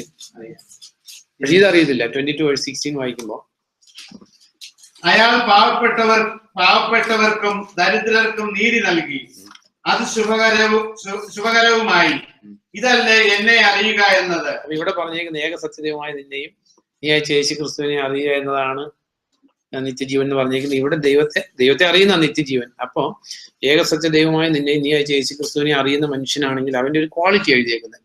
അതായത് ഒന്നോടെ വായിച്ചു പോകുന്നത്, അയാൾ പാവപ്പെട്ടവർക്കും ദരിദ്രർക്കും നീതി നൽകി, അത് ശുഭകരവുമായി, ഇതല്ലേ എന്നെ അറിയുക എന്നത്. അപ്പൊ നമ്മളിൽ നിന്ന് ദരിദ്രർക്കും പാവപ്പെട്ടവരെ സഹായിക്കാനുള്ള ഒരു ഹൃദയം ഈ നമ്മുടെ മാനസാന്തരത്തിന്റെ ഫലമായിട്ട് ഉണ്ടാകുന്നില്ലെങ്കിൽ മാനസാന്തരം സംഭവിച്ചിട്ടില്ലെന്ന് എന്റെ അർത്ഥം. കാരണം പൗലോസ് അപ്പസ്തോലന്മാരുടെ അടുത്ത് ചെന്നപ്പോൾ പൗലോസിനോട് അപ്പസ്തോലന്മാർ പറഞ്ഞു, ഇതിന്റെ ദൈവശാസ്ത്രമൊക്കെ അബ്സല്യൂട്ട്ലി കറക്റ്റാ, പരിച്ഛേദനം വേണ്ട, സൗജന്യമായിട്ടുള്ള രക്ഷയാണ്, കർമ്മഫല അല്ല, everything is all right, but ദരിദ്രരെ ഓർമ്മിക്കണം. അപ്പൊ നമ്മൾ പറയാറില്ല, എല്ലാ ദിവസവും രാവിലെ ദരിദ്രരെ ഓർമ്മിച്ചിട്ടാണ് കാര്യങ്ങളൊക്കെ നടക്കുന്നത്. അതാണ് അതിന്റെ അർത്ഥം. എഗെയിൻ നമുക്ക് അപ്പസ്റ്റോലിക് ടീച്ചിങ് ആണ് നമ്മൾ ചിന്തിക്കുന്നത്. അപ്പസ്തോലന്മാരൊന്നും ആലോചിച്ചു, നമുക്ക് അവരെ കാണാൻ പറ്റിയിട്ടില്ല. പത്രോസിനെ കാണാൻ പറ്റിയിട്ടില്ല, യാക്കോബിനെ കാണാൻ പറ്റിയിട്ടില്ല, യോഹന്നാനെ കാണാൻ പറ്റിയിട്ടില്ല. പക്ഷെ അവർ കൊടുത്ത ആ ഉപദേശം നമ്മൾ എത്ര ഗൗരവമായിട്ട് എടുക്കണ്ട. നിങ്ങൾ ദരിദ്രരെ ഓർമ്മിക്കണം. യാക്കോബ് ക്രിസ്ത്യൻ ലൈഫിനെ വെർട്ടിക്കലി 2ആയിട്ട് ഡിവൈഡ് ചെയ്തു. യാക്കോബ് 1:26 അതെന്ന് വെച്ചല്ലോ,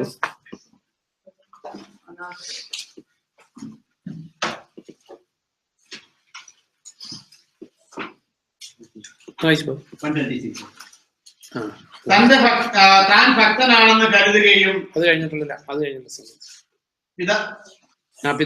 പിതാവായ ദൈവത്തിന്റെ മുമ്പിൽ ശുദ്ധവും നിഷ്കളങ്കവുമായ ഭക്തി ഇതാകുന്നു. ദുരിതം അനുഭവിക്കുന്ന അനാഥരെയും വിധവകളെയും സന്ദർശിക്കുക, ലോകത്തിന്റെ കളങ്കങ്ങളിൽ നിന്ന് സ്വയം കാത്തു സൂക്ഷിക്കുക. അപ്പൊ നോക്കാം, നമ്മൾ ശരിക്കും രക്ഷിക്കപ്പെട്ടാണെന്ന് അവനും തന്നെ ഒന്ന് ടെസ്റ്റ് ചെയ്താൽ മതി. 2ആയിട്ട് ഡിവൈഡ് ചെയ്തേക്കും. ഒന്ന്, വിശുദ്ധി ആചരിക്കുക, ദൈവവചന പ്രകാരമുള്ള ജീവിത വിശുദ്ധി ആചരിക്കുക എന്നത്. അറ്റ് ദി സെയിം ടൈം ആ വിശുദ്ധി ജീവിതത്തിൽ ഉണ്ടോ എന്ന് ഡെമോൺസ്ട്രേറ്റ് ചെയ്യുന്നതാണ്. എങ്ങനെയാണ്? അതായത് നമ്മുടെ സമ്പത്തിന്റെ യൂസ് ചെയ്യുന്ന നമ്മുടെ വിശുദ്ധിയുടെ അളവ് അറിയുന്നത്, നമ്മുടെ വിശുദ്ധീകരണത്തിന്റെ അളവ് അറിയുന്നത് സമ്പത്തിന്റെ യൂസ് ചെയ്യുന്ന. അതായത് അവിടെ നമ്മൾ കണ്ടു, ലോകത്തിന്റെ മാലിന്യങ്ങളിൽ നിന്ന് നമ്മൾ തങ്ങളെ തന്നെ കാത്തു സൂക്ഷിക്കുന്നു, അല്ലെങ്കിൽ വിശുദ്ധി ഉണ്ടോ എന്ന് അറിയുന്നത് എങ്ങനെ അറിയുന്നത്? നമ്മുടെ ഭൗതിക സമ്പത്ത് നമ്മൾ ലീവ് ചെയ്യുന്ന, അല്ലെങ്കിൽ നമ്മുടെ ഭൗതിക സമ്പത്ത് ദൈവഹിത പ്രകാരം ഉപയോഗിക്കുന്നതിൽ നിന്നാണ് ജീവിതത്തിന്റെ വിശുദ്ധീകരണത്തിന്റെ ഇൻഡെക്സ്. ലൂക്ക് 11:40 വായിക്കുമ്പോൾ, ഇത് വെറുതെ നമ്മൾ പറയുന്ന കുറെ തിയറി ഒന്നും അല്ല, കർത്താവ് പഠിപ്പിച്ച കാര്യങ്ങളാണ്. Luke 11:40 നിങ്ങൾക്കുള്ളവയെല്ലാം അല്ല, അതിന്റെ 39 തുടങ്ങി വായിച്ചു. ഫരീസിമാരോട് പറയുന്നു, കർത്താവ് അയാളോട് പറഞ്ഞു, നിങ്ങൾ ഫരിസേയർ ചഷകങ്ങളുടെയും പാത്രങ്ങളുടെയും പുറം വൃത്തിയാക്കുന്നു, എന്നാൽ നിങ്ങളുടെ ഉള്ളിൽ കൊള്ളയും ദുഷ്ടതയും നിറഞ്ഞിരിക്കുന്നു. വിഡ്ഢികളെ, പുറം നിർമ്മിച്ചവൻ തന്നെയല്ലേ അകവും നിർമ്മിച്ചത്. നിങ്ങൾക്കുള്ളവയെല്ലാം ദാനമായി കൊടുക്കുക, അപ്പോൾ നിങ്ങൾക്കെല്ലാം ശുദ്ധിയുള്ളതായി തീരും. അതെ, ഈ ശുദ്ധീകരണത്തിന്റെ എക്സ്റ്റെന്റ് നമ്മൾ ഹൗ ഫാർ നമ്മൾ യാക്കോബിൽ വായിച്ചു. ലോകത്തിന്റെ മാലിന്യങ്ങളിൽ തങ്ങളെ തന്നെ കാത്തു സൂക്ഷിക്കുക, അനാഥരെയും വിധവകളെയും. ഹോസ്പിറ്റൽ വിസിറ്റ് നടത്തുന്ന കാര്യവും ഏജ് കെയർ സെന്ററിൽ പോകുന്ന കാര്യവും അല്ല എഴുതിയിരിക്കുന്നത്.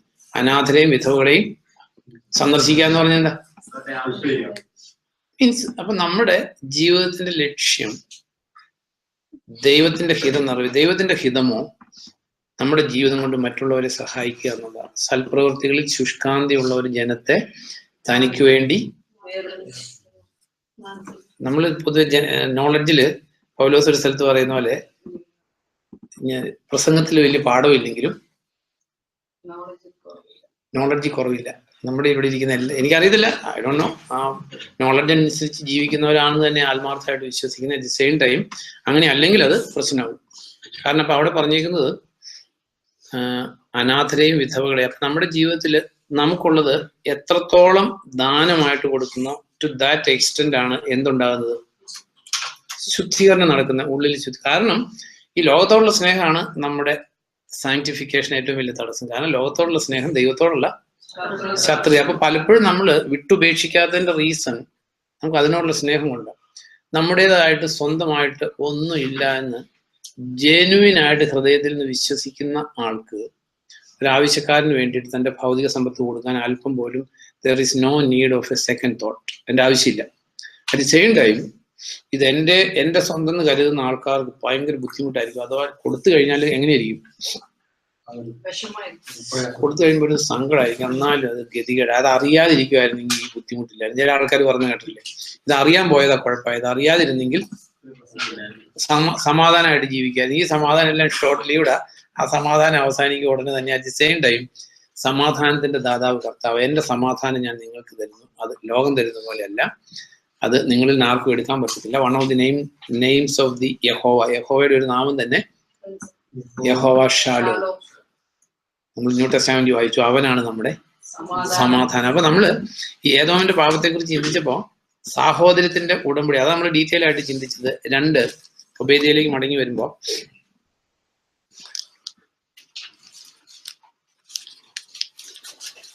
അപ്പൊ ഇങ്ങനെ ചിന്തിക്കും. ഇപ്പൊ കർത്താവ് ഫരീസിന്റെ വീട്ടിലിരുന്ന് പറഞ്ഞ് നിങ്ങൾക്കുള്ളതെല്ലാം ദാനമായിട്ട് കൊടുക്ക്, അപ്പൊ നിങ്ങൾക്ക് എല്ലാം ശുദ്ധിയുള്ളതാകുന്നു. അപ്പൊ ഈ ഫരീസിന് എന്ത് ചിന്തിച്ചു കാണും?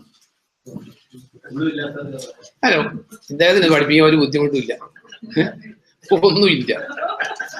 അപ്പൊ അങ്ങനെ ചിന്തിക്കുന്നവർ കാണും ഇല്ലേ? ഇങ്ങനെ പഠിപ്പിക്കാൻ ഒരു ബുദ്ധിമുട്ടുമില്ല, പക്ഷെ നമ്മൾ ഈ പാടുപെട്ട് ഹാർഡ് ഏൺഡ് മണി സൂക്ഷിച്ചു വെച്ചേക്കുന്നവനെ ഇത് കൊടുക്കാൻ ഇതിൽ ബുദ്ധിമുട്ടുണ്ട്. പക്ഷെ അറിയേണ്ട ഒരു കാര്യം, നമ്മൾ അടുത്ത ദിവസം വായിച്ച ആമസ്യായോട് പ്രവാചകൻ പറഞ്ഞില്ലേ, ഇതിനേക്കാൾ കൂടുതൽ നൽകാൻ നിന്നെ തള്ളിയിടാനും സഹായിക്കാനും കർത്താവിന് കഴിയാതെ. അതാ ദൈവഭയം. അപ്പൊ ഇതില് രണ്ടാമത് ഏദോമിന്റെ തെറ്റെന്തായിരുന്നു?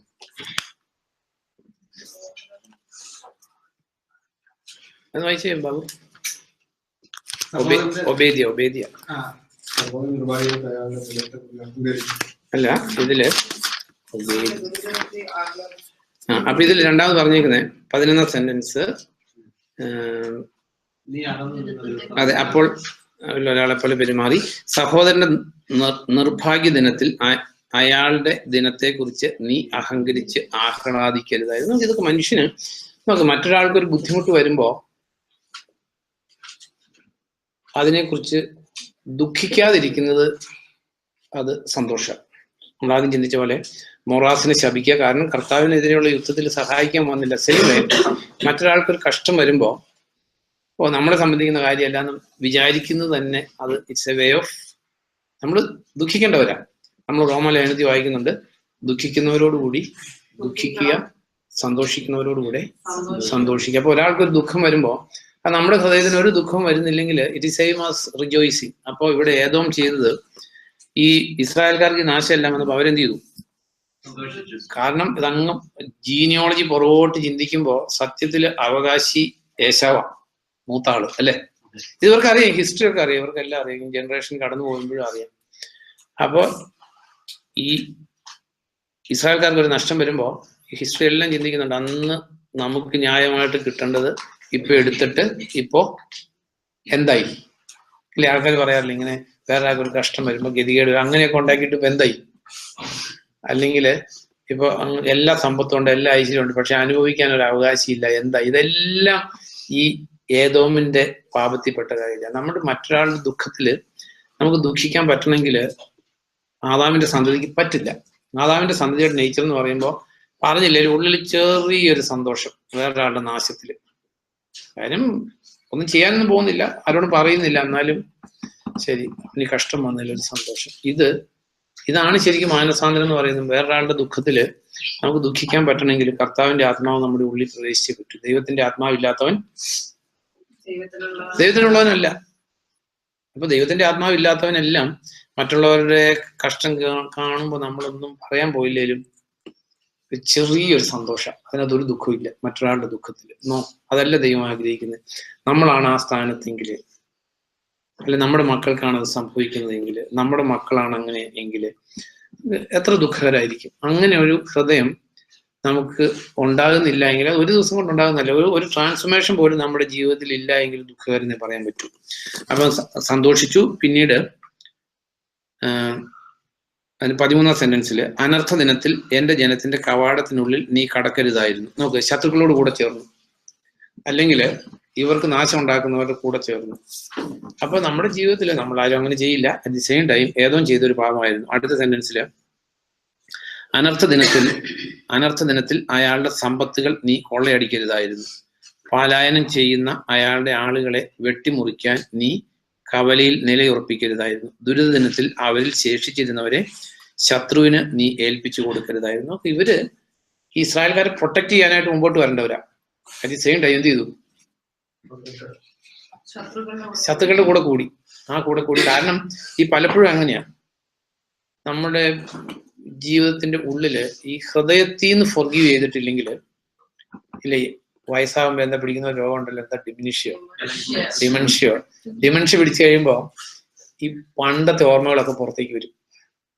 ഇപ്പൊ ഈ ഓൾഡ് ഏജിൽ ഒരു നമുക്കറിയാലോ, ഡിമെൻഷ്യ ഒന്നും പിടിച്ചില്ലേ തന്നെയും 75, 80, 85 ഒക്കെ വയസ്സാകുമ്പോൾ ആൾക്കാർ കണക്റ്റഡ് അല്ലാത്ത കാര്യങ്ങൾ പറയാൻ തുടങ്ങും ഇല്ലേ.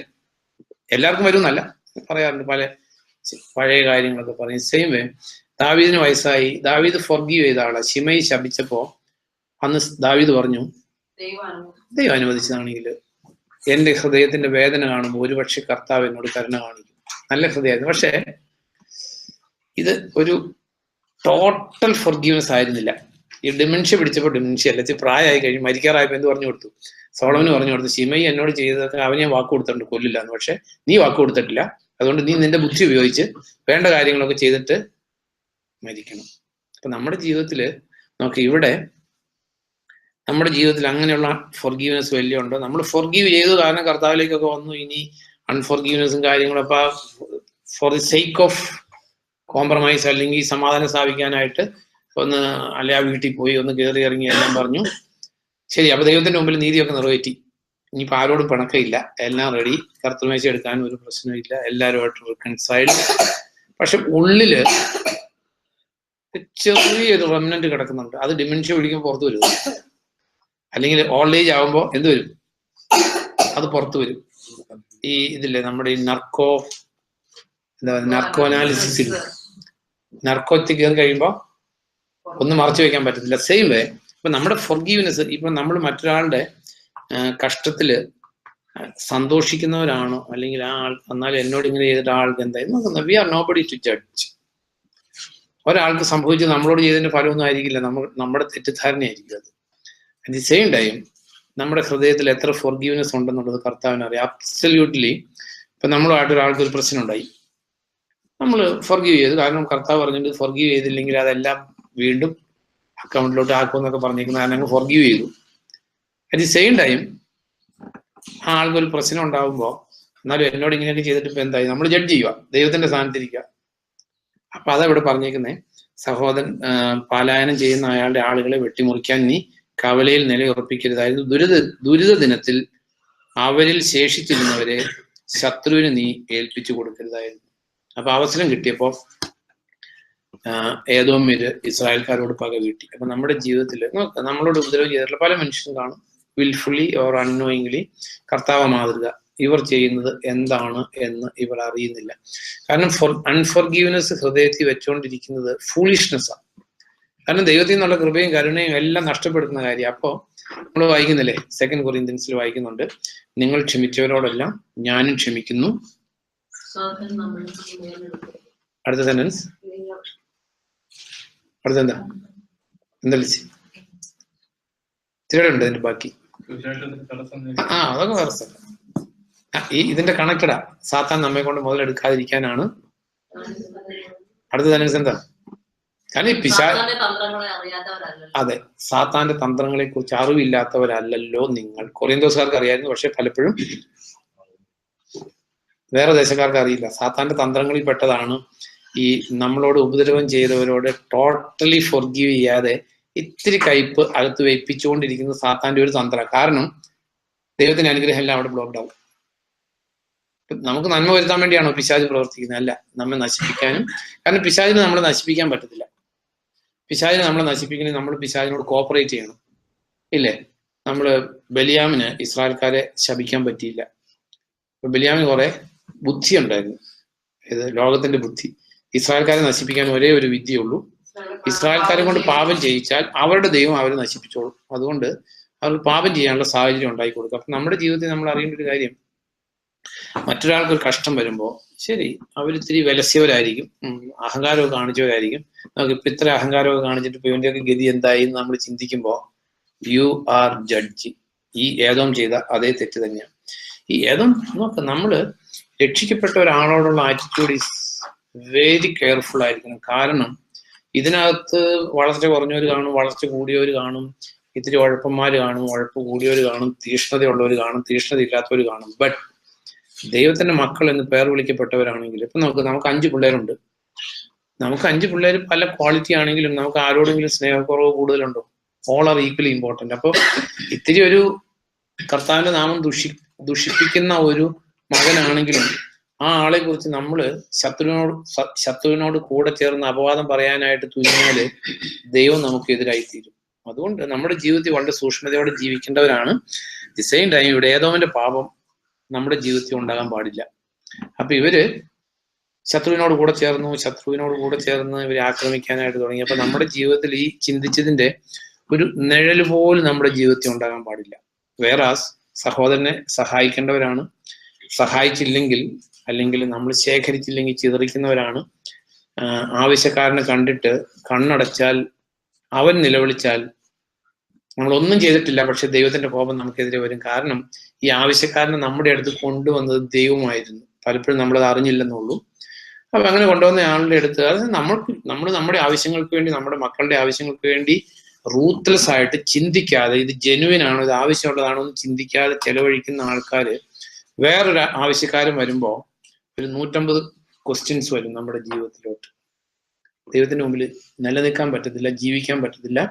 കർത്താവിന്റെ കോപം നമുക്കെതിരെ ജ്വലിക്കും. അതുകൊണ്ട് നമുക്ക് കർത്താവിനെ എങ്ങനെയും അവിടെയാണെങ്കിലും ഇവിടെയാണെങ്കിലും കർത്താവിനെ പ്രസാദിപ്പിക്കുക എന്നുള്ള ഏക ലക്ഷ്യത്തോടെ ജീവിച്ചാൽ നമുക്ക് നന്മ വരും. ദൈവത്തിന്റെ സന്നിധിയിൽ തിന്മയില്ല. എല്ലാ നല്ല ദാനങ്ങളും പ്രകാശത്തിന്റെ പിതാവിൽ നിന്നാണ്. പ്രകാശത്തിന്റെ പിതാവിൽ നന്മ വരൂ, തിന്മ വരില്ല. തിന്മ വരണമെങ്കിൽ നമ്മൾ പിശാചിനോട് കോപ്പറേറ്റ് ചെയ്താൽ മാത്രമേ തിന്മ വരൂ. അതർവൈസ് ക്രിസ്തു യേശുവിലൂടെയുള്ള ജീവിതം ഐശ്വര്യത്തിന്റെയും സമാധാനത്തിന്റെയും കണ്ടിന്യൂസ് ആയിട്ടുള്ള വിക്ടറിയുടെയും മാർഗം, കർത്താവിലുള്ള മാർഗം. നമ്മുടെ ജീവിതത്തില് കർത്താവ് പറയുന്ന അനുസരിച്ച് ഹൃദയത്തിൽ ദൈവത്തിന്റെ വചനം സംഗ്രഹിച്ച് കർത്താവിനെ സ്നേഹിച്ച് കർത്താവിന്റെ കൽപ്പനകൾ പ്രമാണിച്ച് ജീവിച്ചാല് there is no tragedy in Christian life. Tragedy വരില്ല. ഭാഗ്യക്കേട് പാപികളെ പിന്തുടരുന്നു. ഐശ്വര്യമോ നീതിമാന്മാർക്കുള്ള അവകാശമാണ്. പ്രാർത്ഥിക്കും. നന്ദിയോടെ ഞാൻ സ്തുതി പാടിടും എൻ്റെ യേശുനാഥ. ഏ